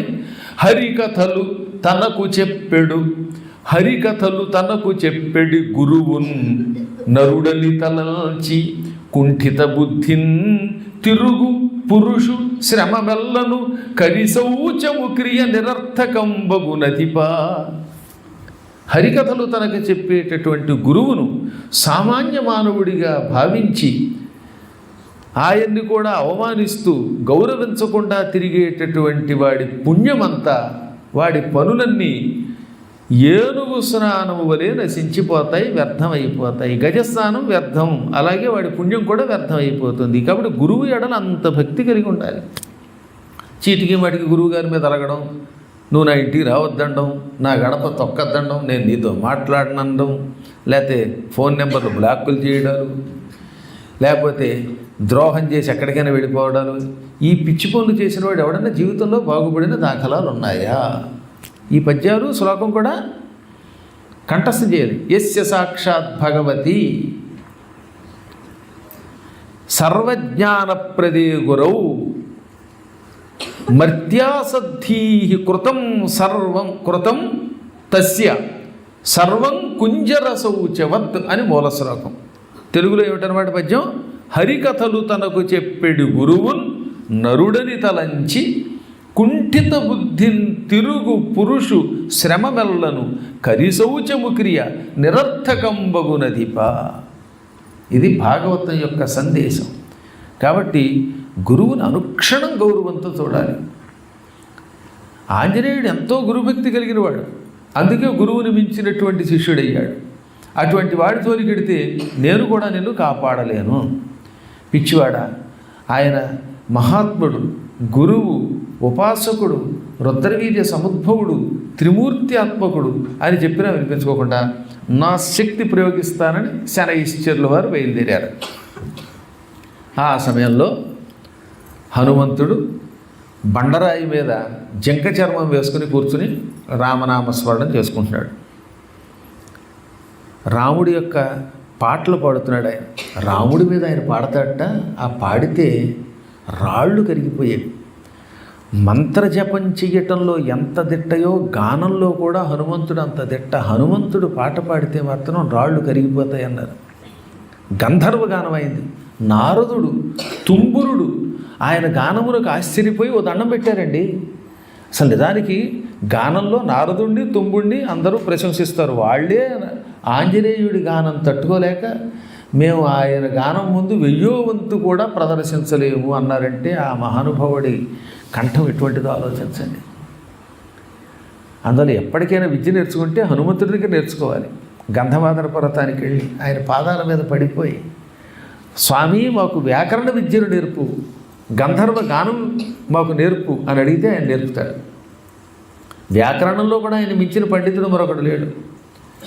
హనుమంతుడు రామలక్ష్మణులతోటి కిష్కింధాకాండలో మాట్లాడతాడు. కిష్కింధాకాండలో రామాయణంలో మొట్టమొదట హనుమంతుడు రాముణ్ణి కలుసుకునే సన్నివేశం ఉంటుంది. అంత పూర్వం రాముడిని ఎప్పుడూ చూడలేదు ఆయన. రాముణ్ణి హనుమంతుడు చూడలేదు, హనుమంతుడిని రాముడు చూడరా. మొట్టమొదట చూసింది ఎప్పుడనమాట? ఋష్యమూక పర్వతం దగ్గర. ఋష్యమూక పర్వతం మీద ఉన్నటువంటి సుగ్రీవుడు దూరం నుంచే రామలక్ష్మణుల్ని చూచి, వాలి నన్ను చంపలేక ఈ పురుషుల్ని పంపాడు, వాళ్ళ దగ్గర గొప్ప గొప్ప విండ్లు ఉన్నాయి, ఆ వింటికి బాణాలు ఎక్కుపెట్టి కొట్టి చంపేస్తారేమో అని హడిలి పారిపోతూ అంటే, కంగారు పడకు, వాళ్ళని చూస్తే శత్రువుల్లా కనపడటం లేదు, అయినా వాళ్ళు ఎవరో తెలుసుకుని వస్తాను అని హనుమంతుడు ఒక సన్యాసి వేషం వేసుకుని రామలక్ష్మణుల దగ్గరికి వచ్చి, రాగానే రాముడు తొడగానే తట్టుకోలేక ఆనందంతో నమస్కరించి, మహాత్మా మీరెవరు? ఆజానుబాహువులు, తామర పువ్వులు లాంటి కళ్ళు కలిగిన వాళ్ళు, చేతులు మోకాళ్ళకి తగులుతున్నాయి, మంచి అద్భుతమైన జటాచోటాలు ధరించిన వీరుల్లో ఉన్నారు, మీ చేతి కోదండం శారంగంలో ఉంది అని చాలా పొగిడి, నేను సుగ్రీవుడి యొక్క మంత్రిని, దూతని, మిత్రుణ్ణి, ఆయన ఋష్యమూక పర్వతం మీద ఉన్నాడని మొత్తం కథ అంతా చెప్పాడు క్లుప్తంగా. అప్పుడు రాముడు అంతా విని హనుమంతునికి జవాబు ఇవ్వకుండా లక్ష్మణునికేసి తిరిగాడు. లక్ష్మణ, ఈ వ్యక్తిని చూసావా? ఈతడిలో కొన్ని గొప్ప లక్షణాలు ఉన్నాయి. ఏమిటవి? నానృగ్వేద వినీతస్య నా యజుర్వేదధారిణః నాసామవేద విదుషః శక్యమేవం విభాషితుం. ఈతడు ఋగ్వేదం పూర్తిగా చదువుకున్నాడు, సంపూర్ణముగా ఋగ్వేదమును ఎరిగినవాడు, సామవేదంలో పండితుడు, యజుర్వేదం కంఠస్థం చేశాడు. ఈ 3 వేదములలో పండితుడు కాకపోతే ఇలా మాట్లాడలేడు. దీన్ని బట్టి ఏం తెలుస్తుంది? ఆయన త్రయీ పండితుడు. ఋగ్వేదం నిజంగా బాగా చదివితే ఆ వ్యక్తి ఏం మాట్లాడినా ఒక క్రమ పద్ధతిలో మాట్లాడతాడు, ఒక సీక్వెన్స్లో మాట్లాడతాడు. కన్ఫ్యూజ్ అవ్వడం, మధ్యలో ఇటెళ్ళి అవునా కాదా అనుకోకుండా క్రమం తప్పకుండా చెప్పవలసినవన్నీ చెబుతాడు అనమాట. ఇప్పటికీ అనౌన్స్ ఏంటంటే కంగారు అడిపోతున్నారు. పుస్తకం గురించి చెప్పబోయి మస్తకం గురించి చెబుతున్నాం. ఏది 6 నెలల ట్రైనింగ్ అయినా సరే. అలా కాకుండా ఏమి చెప్పాలో స్పష్టంగా ఒక క్రమ పద్ధతిలో చెప్పాలంటే దానికి ఋగ్వేదంలో పాండిత్యం కావాలి. హనుమంతుడు చెప్పాలనుకున్నవన్నీ పూసగుచ్చినట్టు చెప్పాడు వరసగా. మీరెవరు అడగడం అయ్యింది, తానెవరో చెప్పాడు, సుగ్రీవుడికి వారికి ఉన్న తగాదా చెప్పాడు, ఇవన్నీ క్రమంగా చెప్పాడు. కాబట్టి ఇతడు ఋగ్వేద పండితుడు.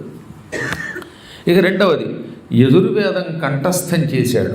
యజుర్వేదం కంఠస్థం చేసిన వాడు ఏం చెప్పినా అవతలవాడికి అర్థం అవుతుందిట. కొంతమంది పురాణం చెబుతారు, వాడు ఏం చెబుతారో ఎవడికి అర్థం కాదు. అన్నిటికీ తత్వం వాడు ఉపయోగిస్తాడు. రామతత్వం, ఆంజనేయ తత్వం. ఏమిటి తత్వం? ప్రాణం తీయడానికి.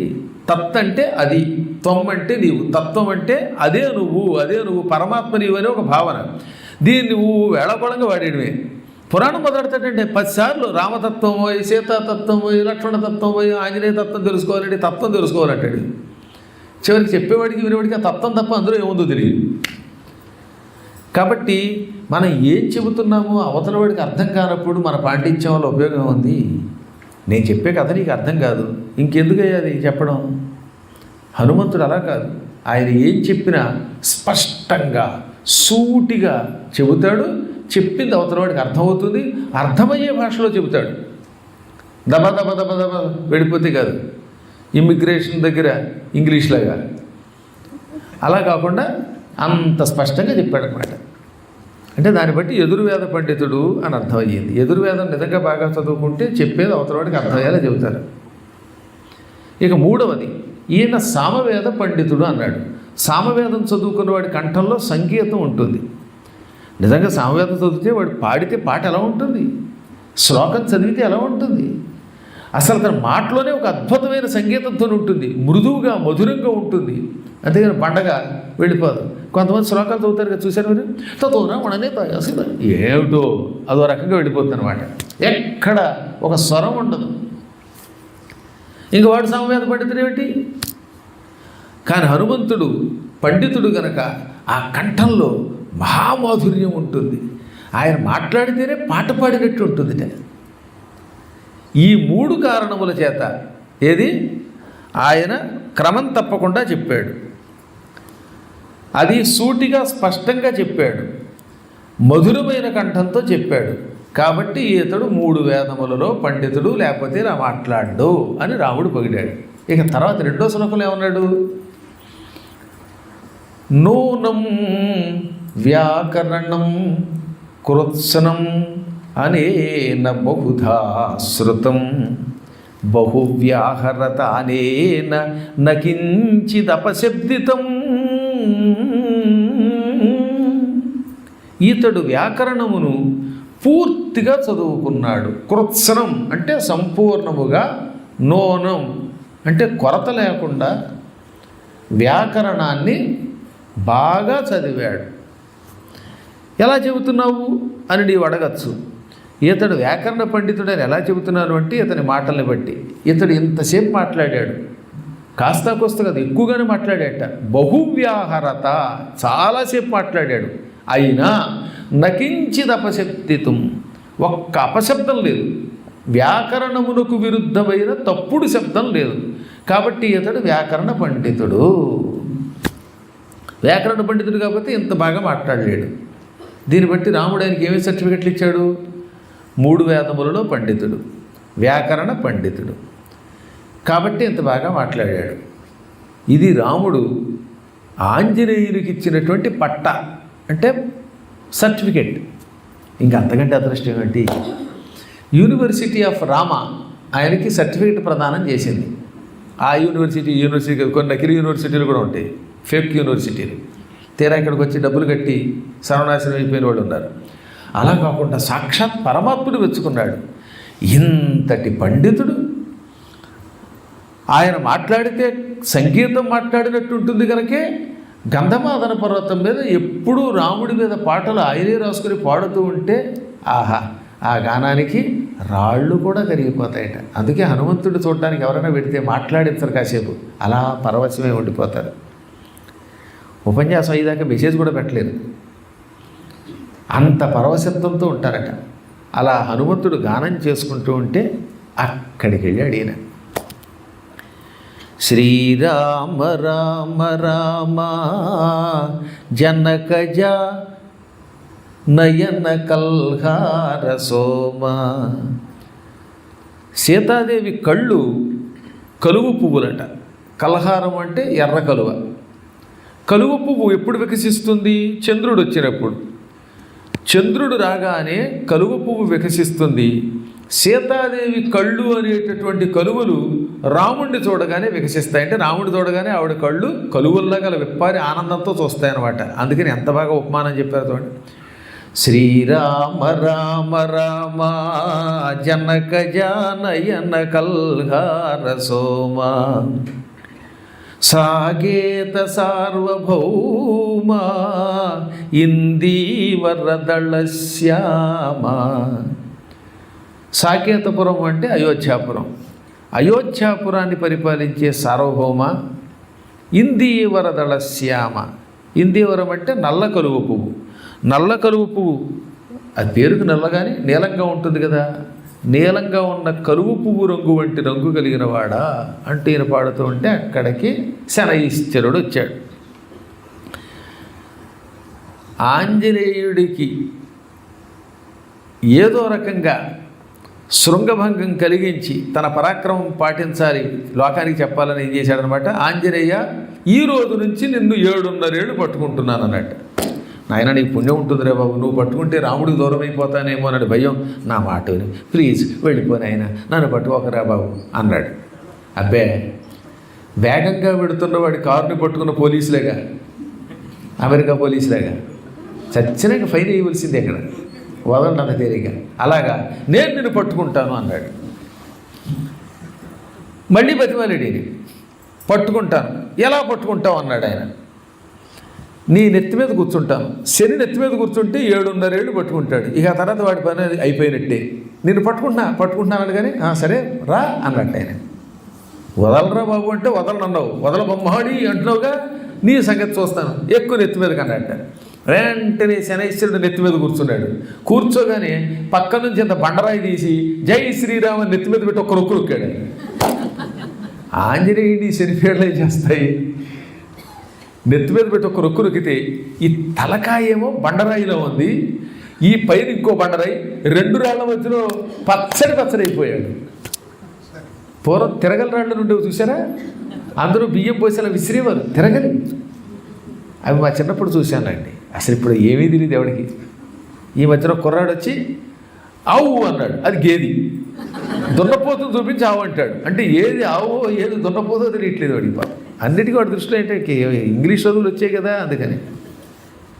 ఇంకా కొంతకాలం పోయాక ఏమంటాడు తెలియదు. అది అన్నాడు నన్ను చూసి. అదిట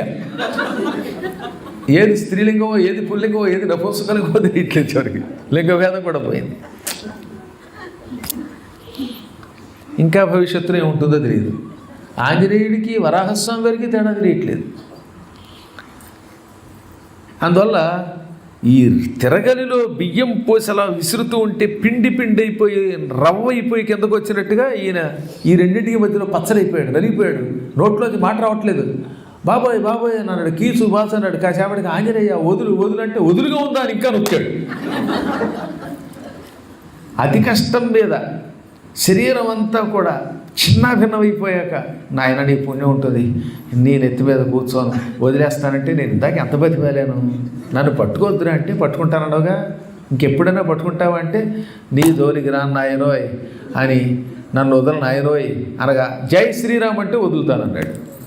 అప్పుడు జై శ్రీరామ్ అనగానే ఆ రాయి దిగానే అతి కష్టం మీద బయటకు వచ్చాడు ఆయన. ఏది నడుమో ఏది చెయ్యో ఏది కాలో కన్నో తెలియట్లేదు పాపం. పచ్చడైపోయింది శరీరం. అందుకని కుంటుకుంటూ అసలే ఆయన మందుడు. ఈ మందుడు ఇంకొంచెం మందుడు అయ్యాడు. అప్పుడు సూర్యుడు, నేను చెప్పానా, ఆయన మహానుభావుడురా, నా శిష్యుడిరా, ఆయన జోలికెడితే పచ్చడైపోతామంటే వినిపించుకోకుండా వచ్చావు. ఇడ్లీలో వేసే పచ్చడిలాగా అయిపోయావు లేదా? కాస్త ఉప్పు కారం బాగా వేసిన ఇడ్లీ చట్నీ చేశాడు ఆయన. మళ్ళీ జాగ్రత్త అనగానే ఇంటికి వెళ్ళి వాళ్ళ ఆవిడని పిలిచి కాపడం పెట్టించుకుని లోపల ఇంకా కసి పెంచుకున్నాడు. ఆంజనేయుడిని ఎలాగైనా పీడించాలి. ఎలా ఆయన్ని పీడించడం? నెత్తి మీద కూర్చుంటానంటే మళ్ళీ రాయి పెట్టి నొక్కుతాడు. అప్పుడు రాయి మధ్య నా తలకాయ పచ్చడైపోతుంది. రహస్యంగా పట్టుకోవాలి, రహస్యంగా పట్టుకుంటే ఏమీ చేయలేడు అనుకున్నట్ట. ఇంకా పాపం పూర్తిగా బుద్ధి రాలేదు. సంవత్సర కాలం తర్వాత నేను కోలుకున్నాడు కొంచెం యాక్సిడెంట్లోంచి. ఆ ఏడాది వాళ్ళ ఆవిడ బాగా సేవ చేసిందండి పాపం. కొంతమంది భార్యలు ఉంటారు, చావు దెబ్బలు తిన్నప్పుడే సేవ చేస్తారు. ఈయన కూడా చావు దెబ్బలు తిన్నాక ఒళ్ళంతా కాపడాలు పెట్టి బాగు చేశారు. ఆ మధ్యన ఒక ఆవిడ సతీ సావిత్రి కథ వింది. నా దగ్గరికి వచ్చింది. సావిత్రి యముడు వెంటబడిందా అంటే అవునమ్మా, అలా బతికించుకుందా అని వెంటనే ఇంటికి వెళ్ళి, ఏమంటే మీరు చచ్చిపోండి అని. అదేమిటి అంటే, మీరు చచ్చిపోతే నేను కూడా సావిత్రిలాగా వెళ్ళి ఆ యముడు పట్టుకుంటాను అంటే, ఆ యముడు దొరకడే బాబు, నేను బతకనే అంటే, ఏమైనా సరే మీరు గన్నేరు పప్పు తినేసి చచ్చిపోండి. ఎంతసేపు ఈ అమెరికా వాళ్ళకి జీడిపప్పులు వేసి పెడుతున్నారు, మీరు గన్నేరు పప్పు తినండి. మీరు చచ్చిపోతే నేను సావిత్రిలో పట్టుకుంటాను. నిజంగా చచ్చిపోతే సావిత్రిలాగా ఏం పట్టుకుంటుంది, ఎవరిని పట్టుకుంటుంది? యముడు ఏమన్నా కనపడతాడా? అదో పిచ్చి. కాబట్టి కథలు వినండి, మీరు అలా చేయడానికి ప్రయత్నించకండి, అప్పుడు కొంప మురిగిపోతుంది. సరే ఏమైతేనే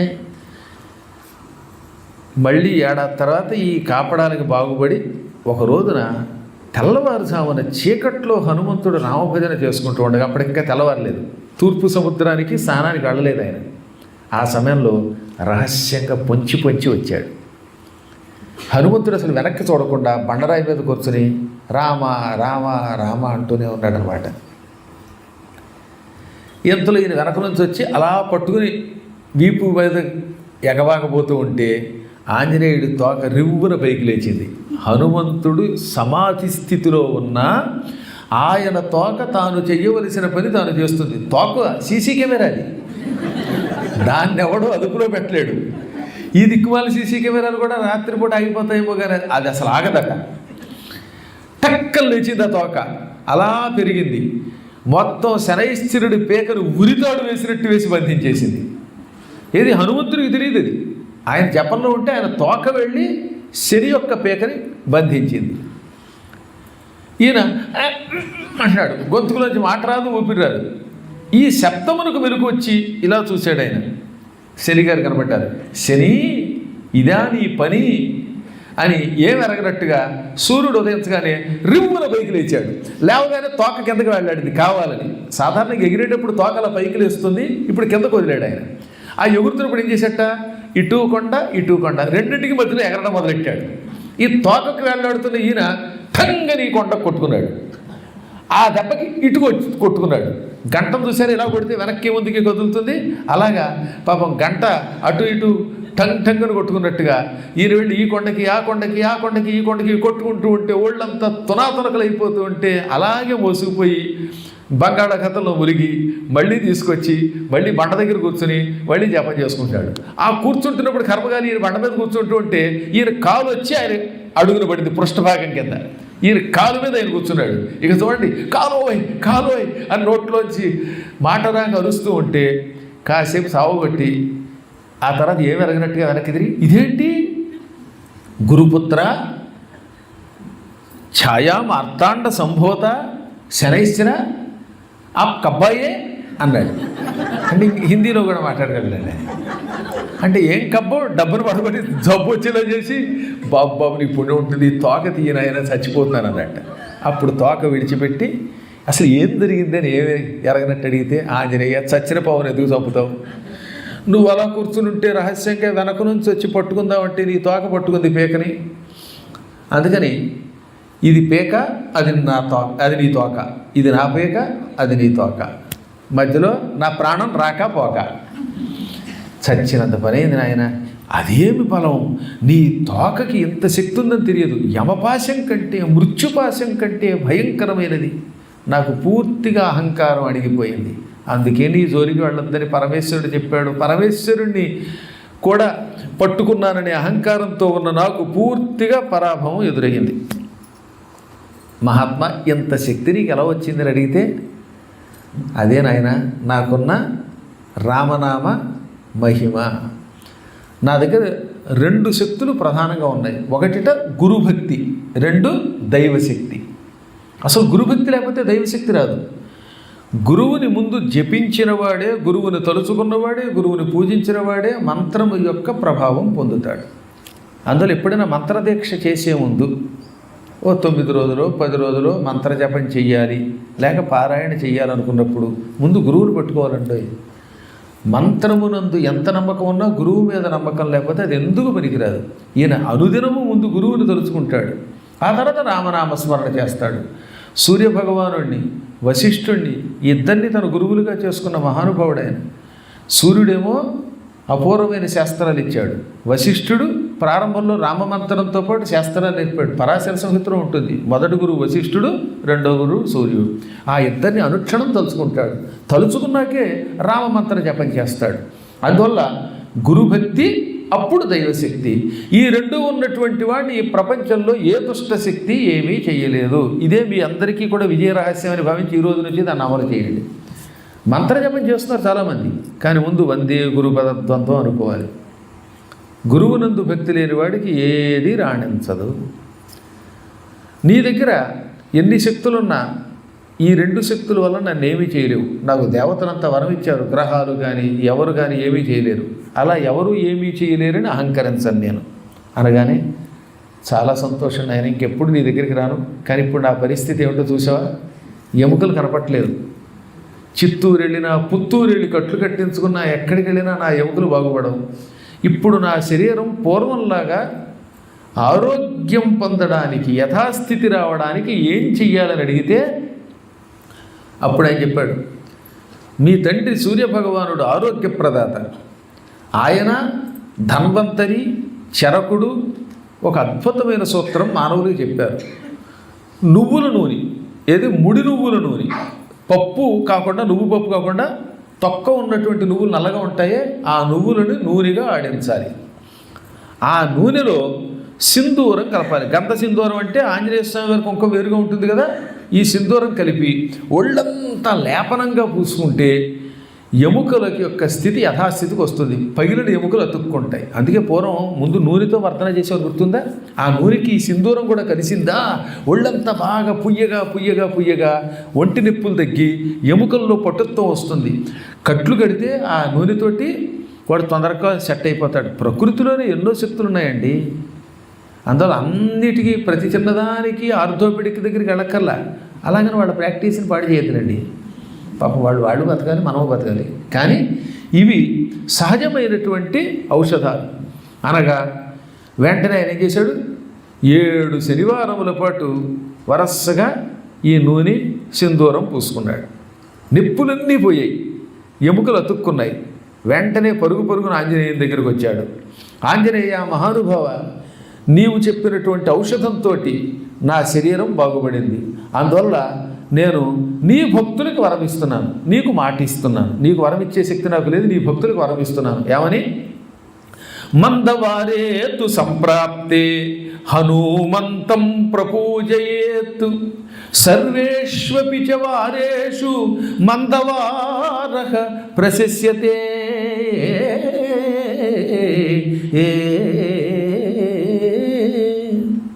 మందవారం రాగానే, అంటే శనివారం రాగానే హనుమంతుణ్ణి పూజించాలి. అన్ని వారాల్లోకి మందవారం ప్రశస్తికెక్కింది. కారణం, ఆ రోజు శనైశ్చరుణ్ణి హనుమంతుడు శిక్షించాడు. తర్వాత ఆయన ఇచ్చిన ఔషధంతో శని బాగుపడ్డాడు. కాబట్టి శనివారం రాగానే హనుమంతుణ్ణి పూజించవలెను. ఎలాగా? నువ్వుల నూనెలో సింధూరాన్ని కలిపి హనుమంతుడికి ఒళ్ళంతా లేపనంగా పూయాలి. ఆ తర్వాత తమలపాకులతో పూజించాలి. అలా పూజించినటువంటి వాళ్ళకి నేను ఏనాడు ఏలినాటి శనిదోషం, అష్టమ శనిదోషం, అర్ధాష్టమ శనిదోషం కలగకుండా చేస్తాను. అటువంటి వాళ్ళని పీడించను. జాతకరీత్యా శని పట్టుకున్నప్పటికీ శని ప్రభావం తక్కువగా ఉండేలా చూస్తాను. ఒక ఆయనకు ఉంది, ఇందాక చెప్పినట్టుగా పాలన శని ఉన్నది, 7.5 ఏళ్ళు పట్టుకోవాలి. ఆ 7.5 ఏళ్ళు వాడిని అతలాపతలం చేసేస్తాడు.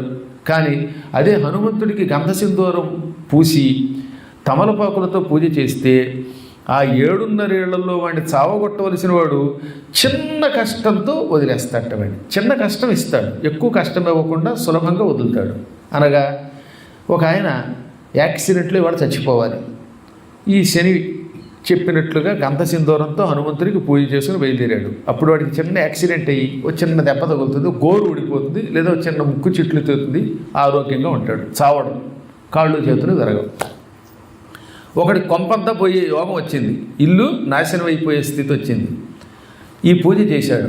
అప్పుడు ఏమవుతుందన్నమాట, ఇంట్లో ఏ పైపో పాడైపోతుంది, అంతే, కాస్త బాగు చేసుకోవచ్చు. అది ఇది కాకపోతే బాత్రూంలో కాలు జారి పడతాడు, చిన్న దెబ్బతో బయటపడిపోతాడు, చావడం, కాలు చెయ్యి విరగకుండా ఉంటుంది. ఇలా తీవ్రమైన ఆపదలు కాస్త చిన్న ఆపదలతో వాడు బయటపడేలా చేస్తాడట. చిన్న ఆపదతో వాడు బయటకు వచ్చేస్తాడు. ఇది నేను నీకు ఇస్తున్నటువంటి మాట, నీ భక్తులకు ఇస్తున్నటువంటి వరం అనగానే చాలా సంతోషం ఆయన అని వెంటనే హనుమంతుడు లోకానికి సందేశం ఇచ్చాడు. ఎప్పుడైనా గ్రహాల చేత పీడింపబడుతున్నప్పుడు, ముఖ్యంగా నవగ్రహాలలో బలమైన గ్రహమైన శనైశ్చరుడు గట్టిగా పట్టుకున్నప్పుడు నన్ను శనివారం నాడు పూజించండి, గంధసింధూరం పొయ్యండి, తమలపాకులతో అర్చన చెయ్యండి, మిమ్మల్ని నేను అనుగ్రహిస్తాను. శని కూడా వాడిని ఎక్కువ పీడించడం. ఇప్పుడు చాలామందికి అదే సమస్య. సడన్గా ఉద్యోగం పోతుంది, ఎందుకు పోతుందో తెలియదు. హఠాత్తుగా ఇంట్లో తగాదాలు వస్తాయి, రోగాలు వస్తూ ఉంటాయి. ఇవన్నీ మనం చేసుకున్న పాపకర్మల వల్ల గ్రహములు మనకి ఇస్తున్న పీడలు. వీటిల్లోంచి పీడలోంచి బయటపడడానికి హనుమంతుడిని ఇలా పూజించాలి. ఇన్ని పూజలు చేయటం వల్ల వచ్చే సమస్త ఫలితాలు అంటే హనుమంతుడికి మంగళవారం అభిషేకం, అరటిపళ్ళతో పూజ, మాషచక్రాలతో మాల చేసి వెయ్యడం, వడమాల అంటారు కానీ అది మాషచక్రం అనాలి, లేదా వడాల దండ, అటువంటి దాన్ని మెడలో వేయడం, శనివారం నాడు ఇందాక చెప్పినట్టుగా తమలపాకులతోటి గంధసింధూరంతో అర్చన చేయటం, అష్టోత్తర శతనామ పూజ, మంజు సూక్తంతో పూజ, ఇన్ని పూజలు చేయటం వల్ల వచ్చే ఫలితం కేవలం సుందరకాండం వల్ల వస్తున్నది కనుక నానేన సదృశ్యం అన్నారు. సుందరకాండ పారాయణములకు సాటి వచ్చేటటువంటిది లేకుండా ఉన్నదన్నమాట. ఇలా ఒకటి కాదు, ఎన్నెన్ని విచిత్రమైన కష్టాలు ఉంటాయో లెక్కలేదు. అసలు ఆంజనేయుడికి ఇంత గొప్ప శక్తి ఎలా వచ్చిందో దానికి కూడా ఒక కథ ఉంది. ఓసారి లంకానగరం నుంచి రాక్షసులంతా రాముడి దగ్గరికి వచ్చారు. రామ శరణు అనగానే అభయం ఇస్తున్నాను, కోరుకోండి అన్నాడు ఆయన. రాముడు కూడా చెప్పాగా తొందరపడి మాట ఇచ్చేశాడు. కోరుకోండి, ఏం కావాలంటే అది అన్నాడు. రామ, నువ్వు రావణుడిని చంపావు, విభీషణుడిని సింహాసనం మీద కూర్చోబెట్టావు. ఈ విభీషణుడు రాగానే నరమాంసభక్షణం నిషేధం అన్నాడు లంకలో. మేమంతా ఏదో మేక మాంసం, కోడి మాంసం అవి మాత్రమే తిని బతుకుతున్నాం. అసలు చికెన్ తింటే వచ్చేదేమో చికెన్ గుంజా అంటే, చికెన్ గుంజా, మటన్ గుంజా అని రెండు ఉన్నాయిట. మటన్ తింటే మటన్ గుంజా, చికెన్ తింటే చికెన్ గుంజా వస్తాయేమో అని నాకు తెలియదు. కానీ మొత్తం మీద మాకు నరమాంసం తినకపోవడం వల్ల బుద్ధిమాంద్యం ఏర్పడింది. మేము రాక్షసులం, మానవుల్ని తింటే మా బుర్ర బాగా పనిచేస్తుంది, తినకపోతే బుర్ర పనిచేయట్లేదు, నీరసం వచ్చేస్తుంది.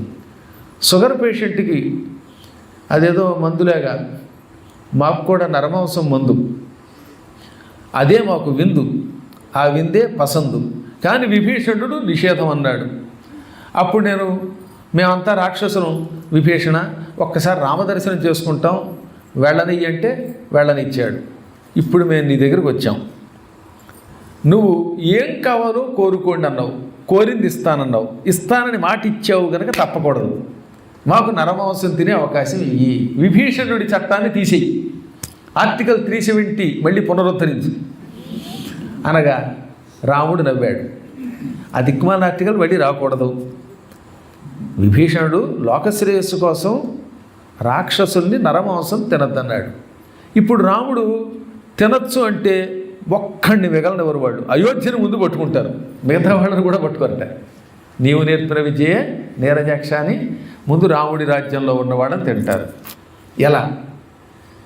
వరం ఇస్తానని మాట ఇచ్చాను కాబట్టి వాళ్ళు అడిగినట్లుగా నరమాంసం తినడానికి నేను అనుమతి ఇవ్వాలి. ఇస్తే లోకం నాశనం అయిపోతుంది, విభీషణుడి యొక్క పరిపాలనలో చేసిన చట్టం పాడైపోతుంది. ఎలాగా అని ఆలోచించాడు రాముడు ఒక్క క్షణం. రాముడు మహాత్ముడు కదా, అందుకని మీకు నరమాంసం తినడానికి అనుమతిస్తున్నాను, కానీ అసలు అనుమతిస్తున్నాను కానీ జై శ్రీరామ్ జై శ్రీరామ్ అని ఆనందంతో ఎగిరిగంతులేశారు. కంగారు పడకండి, మరి మీరు నరమాంసం తినచ్చు. ఎక్కడ ఆంజనేయుడి గుడి ఉండదో అక్కడ తినండి. ఆంజనేయుడి విగ్రహం, ఆంజనేయుడి పటం, లేక ఊళ్ళో 4 రోడ్ల కూడల్లోనూ ఎక్కడో చోట ఆంజనేయుడి గుడి లేని చోట చూసుకుని మీరు నరమాంసం తినండి. అక్కడ ఆంజనేయుడి విగ్రహమో లేక పటమో ఇంకేదైనా ఉన్న చోటుకి వెళ్ళారా, మా ఆంజనేయుడు గంధమాదన పర్వతం వచ్చి గత్తో నెత్తిలో తోటి కొడతాడు, అప్పుడు మీ మాంసం మీరే తినాలి అనగానే భలేనండి, ఆంజనేయుడు ఎంత గొప్పవాడైనా ఓ చోట ఉంటే ఇంకో చోట ఉండడు కదా, నువ్వు మాకు మంచి అనుమతి ఇచ్చావు అని వీడు వెంటనే ముందు అయోధ్యలో ఏం చేశారు, దక్షిణం దిక్కుకి వెళ్ళారు. ఈలోపు రాముడు ఆంజనేయుడికి సందేశం పంపాడు, నువ్వు అన్ని చోట్ల విగ్రహ రూపంలోనూ పటం రూపంలోనూ గదబుచ్చుకు కాపలాగాయని. ఆంజనేయుడు సర్వాంతర్యామి కదా, శివుడిలేగా కూర్చున్నాడు. వీళ్ళు దక్షిణానికి రాగానే అక్కడ ఇలా గదబట్టుకు కనబడ్డట, హడిని పారిపోయి ఉత్తరానికి వచ్చారు. అక్కడ ఆంజనేయుడు రామ రామ సీతారామ మేఘశ్యామ మంగళనామ శివనామ అంటూ పాడుతూ కనబడ్డాడు. మళ్ళీ ఇక్కడ కూడా ఉన్నాను ఆయన అని వీళ్ళు తూర్పుకి వెళ్ళారు. అక్కడ ఉత్తరానికి వెడితే అక్కడ, పడమరికి వెడితే అక్కడ, ఎక్కడ చూసినా కనపడుతున్నారట. ఇంకా అయోధ్య వదిలేరు, లంకకు వచ్చారు. లంకలో అశోకవనంలో తిందామని చూస్తే అక్కడ ఉన్నారు ఆంజనేయులు వారు. ఇక లేని చోటు కనపట్టలేదు. విసిగెత్తిపోయి పల్లెటూళ్ళల్లో అయితే ఇంకా ఈ ఆంజనేయుడి విగ్రహాలు పెట్టరేమోనని చిన్న చిన్న పల్లెటూళ్ళకి వెళ్ళారు. పోళ్ళ, కైకరం, అదేదో చేబ్రోలు, నారాయణపురం, గణపవరం, ఆవరం, ఈవరం ఇలా బయలుదేరారు. ఏ పల్లెటూరికి వెళ్ళినా ఎక్కడ చూసినా అప్పటికే ప్రజలందరికీ తెలిసిపోయిందిట. హనుమంతుడిని ప్రార్థించి ఆయన విగ్రహాలు అక్కడ పెట్టేశారు. ఇంకా గ్రామాన వీధిన విగ్రహాలు చూసి, రామ ఇదే వరం అంటే, ఇచ్చినట్టు ఇచ్చి పుచ్చుకుంటావా, జీతం పెంచి రేట్లు పెంచేసేట వాడెవడో అమెరికాలో అలా ఉంది. జీతమేమో $100 పెంచి ట్యాక్సీలు ఏమో $200 వేసినట్టే ఉంది మా పని అని ఏడుస్తూ పోయి అప్పటి నుంచి ఆశపడుతూ తిరుగుతూ ఉండేవారట. రాత్రి చేసరికల్లా ఊళ్ళు తిరిగారు. ఇక అన్ని ఊళ్ళల్లో హరికి అడవుల్లో కూడా ఆంజనేయుడి విగ్రహం కనపడింది. ఆ విధంగా రాముడు ఏం చేశాడనమాట, వాళ్ళ వరాన్ని వమ్ము చేయడానికి ఆంజనేయుడు లేని ఊరు లేకుండా చేశాడు. అందుకే మీరు ఎక్కడ చూడండి, ఆ రోజుల్లో నుంచి మొదలుపెట్టి ఇప్పుడన్నీ వాటి కొనసాగింపే కానీ ప్రారంభంలో అప్పుడు వచ్చినటువంటి విగ్రహాలు. అడవిలోకి వెళ్ళండి, ఆంజనేయుడి విగ్రహం ఉంటుంది. అహోబలం వెళ్ళండి, అక్కడ ఉంటుంది.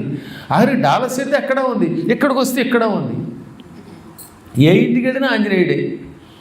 అందువల్ల చెప్పొచ్చేది ఏంటంటే, ఏ ప్రాంతంలో అయినా సరే రాముడి వరం వల్ల, రాముడిచ్చిన సూచన వల్ల ఇంచుమించుగా ఆంజనేయుడు అన్ని చోట్ల ఉన్నాడు. ఆంజనేయుడు ఉన్న చోట భూత ప్రేత పిశాచాదుల యొక్క భయం ఉండదు. అప్పుడు నరమాంస భక్షణ కోసం చేసిన కట్టుదిట్టం ఈనాడు అన్ని గ్రహపీడల నుంచి మనల్ని రక్షిస్తున్నది, ఉపశమనం కలిగిస్తున్నది.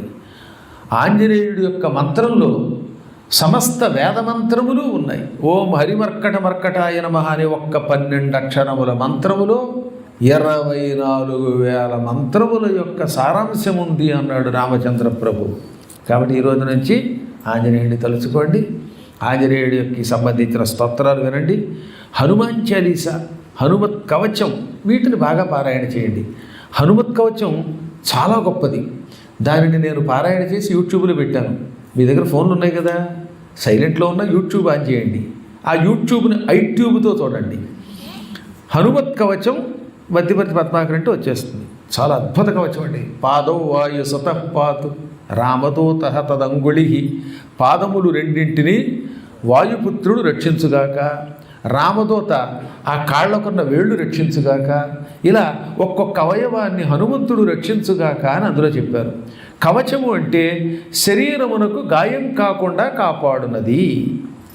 పూర్వం యుద్ధానికి వెళ్ళేటప్పుడు బాణాలు, కత్తులు, ఈటెలు ఒంటికి గుచ్చుకోకుండా, గాయం కాకుండా ఉండడం కోసమని ఇనుముతో చేసినదో లేదా మంచి చర్మంతో ఉడుము చర్మం లాంటి చర్మములతో కుట్టినటువంటిదో తొడుగు తొడుక్కునేవారు. ఈ తొడుగుని సంస్కృతంలో కవచం అంటారు, ఇంగ్లీష్లో ఆర్మర్ అంటారు.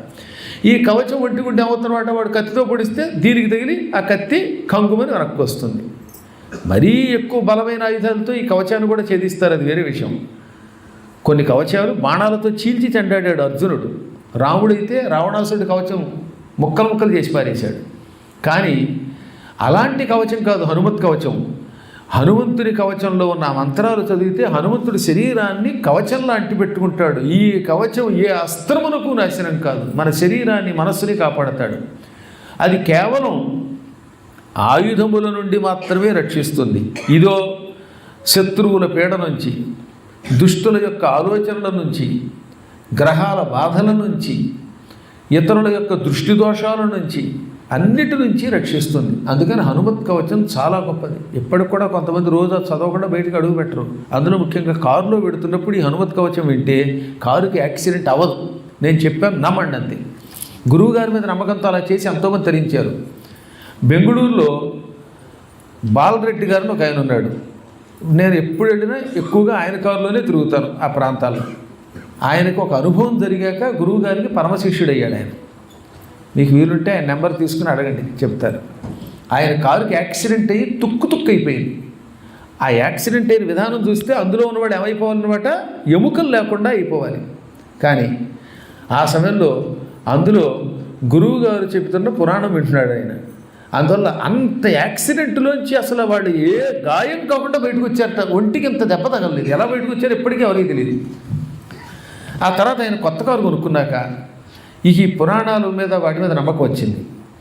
ఆయన మణిద్వీప వర్ణనం నేను చదివింది ఉంది కదా, బ్రహ్మలోకాదోర్ధ్వభాగే సత్యలోకోస్తియశ్రుత మణిద్వీప సయేవాస్తి యత్ర దేవీ విరాజితే. ఈ శ్లోకం మొదలుకొని 3 అధ్యాయములతో కూడిన మణిద్వీపాన్ని కారులో పెట్టుకున్నారు. కారులో ఎక్కింది మొదలుకొని దిగేదాకా ఈ మణిద్వీపం అలా సాగుతూనే ఉంటుంది, మళ్ళీ రొటేట్ అవుతూనే ఉంటుంది, రిపీట్ అవుతుంది అయిపోయాక. ఇంకా ఎప్పుడు చూసినా ఆ మణిద్వీపమే జరుగుతున్నది. ఇంట్లో అలా వినాలి. అలా మణిద్వీపం వింటే అసలు వాస్తుయాగం జరుగుతుంది, వాస్తు దోషాలు ఉండవు, ఇంట్లో చండాలన్నీ పోతాయి. అవి మానేసేవో పెట్టుకుంటారు కనిపించాడు. ఎప్పుడు మణిద్వీపమో, నారాయణ కవచమో, హనుమత్ కవచమో ఏదో ఒకదాన్ని పెట్టుకోండి. అలా రిపీట్ అయ్యేలా చూడండి, కారులోను ఇంట్లోనూ. మీ ఇంటికి ఎంత సుఖం కలుగుతుందో చూడండి. కొన్ని వేల మంది బాగుపడ్డారు. కొందరు హనుమత్ కవచాన్ని వింటారు, కొందరు అవి వింటారు. సౌమ్య వచ్చిందా, వాళ్ళు రాలేదా? ఆ సౌమ్య చాంటింగ్ బాక్స్ అని ఒకటి కనిపెట్టింది. అందులో మొత్తం గురువుగారి స్తోత్రాలన్నీ ఉంటాయి. ఉన్నాయా అవి? చాంటింగ్ బాక్స్ వచ్చిందా లేదా ఇక్కడికి? లేకపోతే అడగండి. నిన్న వచ్చింది, గద వేసుకొచ్చిన వాళ్ళ అబ్బాయితో పాటు వచ్చింది ఆ అమ్మాయి పేరు సౌమ్య. చాంటింగ్ బాక్స్ అనగా నేను చదివిన మొత్తం శ్లోకాలు, మంత్రములు అలా నిరంతరాయంగా సాగేటట్టుగా ఒక అద్భుతమైన బాక్స్ తయారు చేసింది. అది చాలామంది ఇళ్లలో ఉన్నది. అందులో ఏదో ఒకటి పెట్టుకుంటే అలా అదే రొటేట్ అవుతుందన్నమాట. ఓం హరివర్కటాయ నమః అని పెట్టుకుంటే అది కొంతసేపు వెళ్ళిపోతుంది. ఓం హ్రీం శ్రీం క్లీం వసుధాయ నమః అంటే పెడుతుంది. ఇటువంటివి ఉన్నాయి. వాటిని సద్వినియోగం చేసుకోండి అని అనేక మంగళాశాస్త్రాలు చేస్తూ 3 రోజులు అనుకున్న కార్యక్రమం 4 ఉపన్యాసాలతో పూర్తయింది. మళ్ళీ నెక్స్ట్ ఇయర్ దేంతోటో కలుసుకుంటాం. అది ఏమిటనేది మీ పుర్రిలో భగవంతుడు ఒక ఆలోచన పెట్టుగాక. చాలా అద్భుతంగా ఈ కార్యక్రమాన్ని భుజస్కంధాల మీద వేసి నిర్వహించినవి అందరికీ ఇన్ని రోజులు ఇంట్లో పెట్టి ఆదరిస్తున్నటువంటి ప్రజ్ఞా పద్మిని ప్రవీణుల యొక్క కుటుంబానికి, వాళ్ళ అబ్బాయి పేరు మర్చిపోయాను, ప్రణవమే. ఓహో, ప్రణవ్కి. అలాగే ఆయన చాలాసార్లు చెప్పారు, ఆయనకి కృతజ్ఞత ఎక్కువ ప్రవీణ్ గారికి కూడా. ఏమండి ఆ లంకావారు ఎంత బాగా భక్తితో చేస్తున్నారోనండి, ఇదిగో ఈయన ఈ దాన్ని ఏమంటారు రిజిస్ట్రేషన్లోకి సాయం చేశారండి, ఈయన టిఫిన్ తెచ్చారండి, వీళ్ళు ఈ పని చేశారండి అని అందరి పేరు చెప్పారు. ఆ పేర్లన్నీ చెప్పాలంటే మళ్ళీ నాకు సహస్రనామం, ఇక్కడ ఉన్న ప్రతి వ్యక్తి పేరు అందులో చెప్పారు. ఆయన అంత ప్రేమతో చెప్పారు. ఇదేది నేను ఒక్కడే చేశానని ఒక్కనాడు చెప్పలేదు ఆయన. వీళ్ళందరి యొక్క సహకారంతో చేశాను అని చెప్పడం ఉందే, ఇది రామలక్షణం.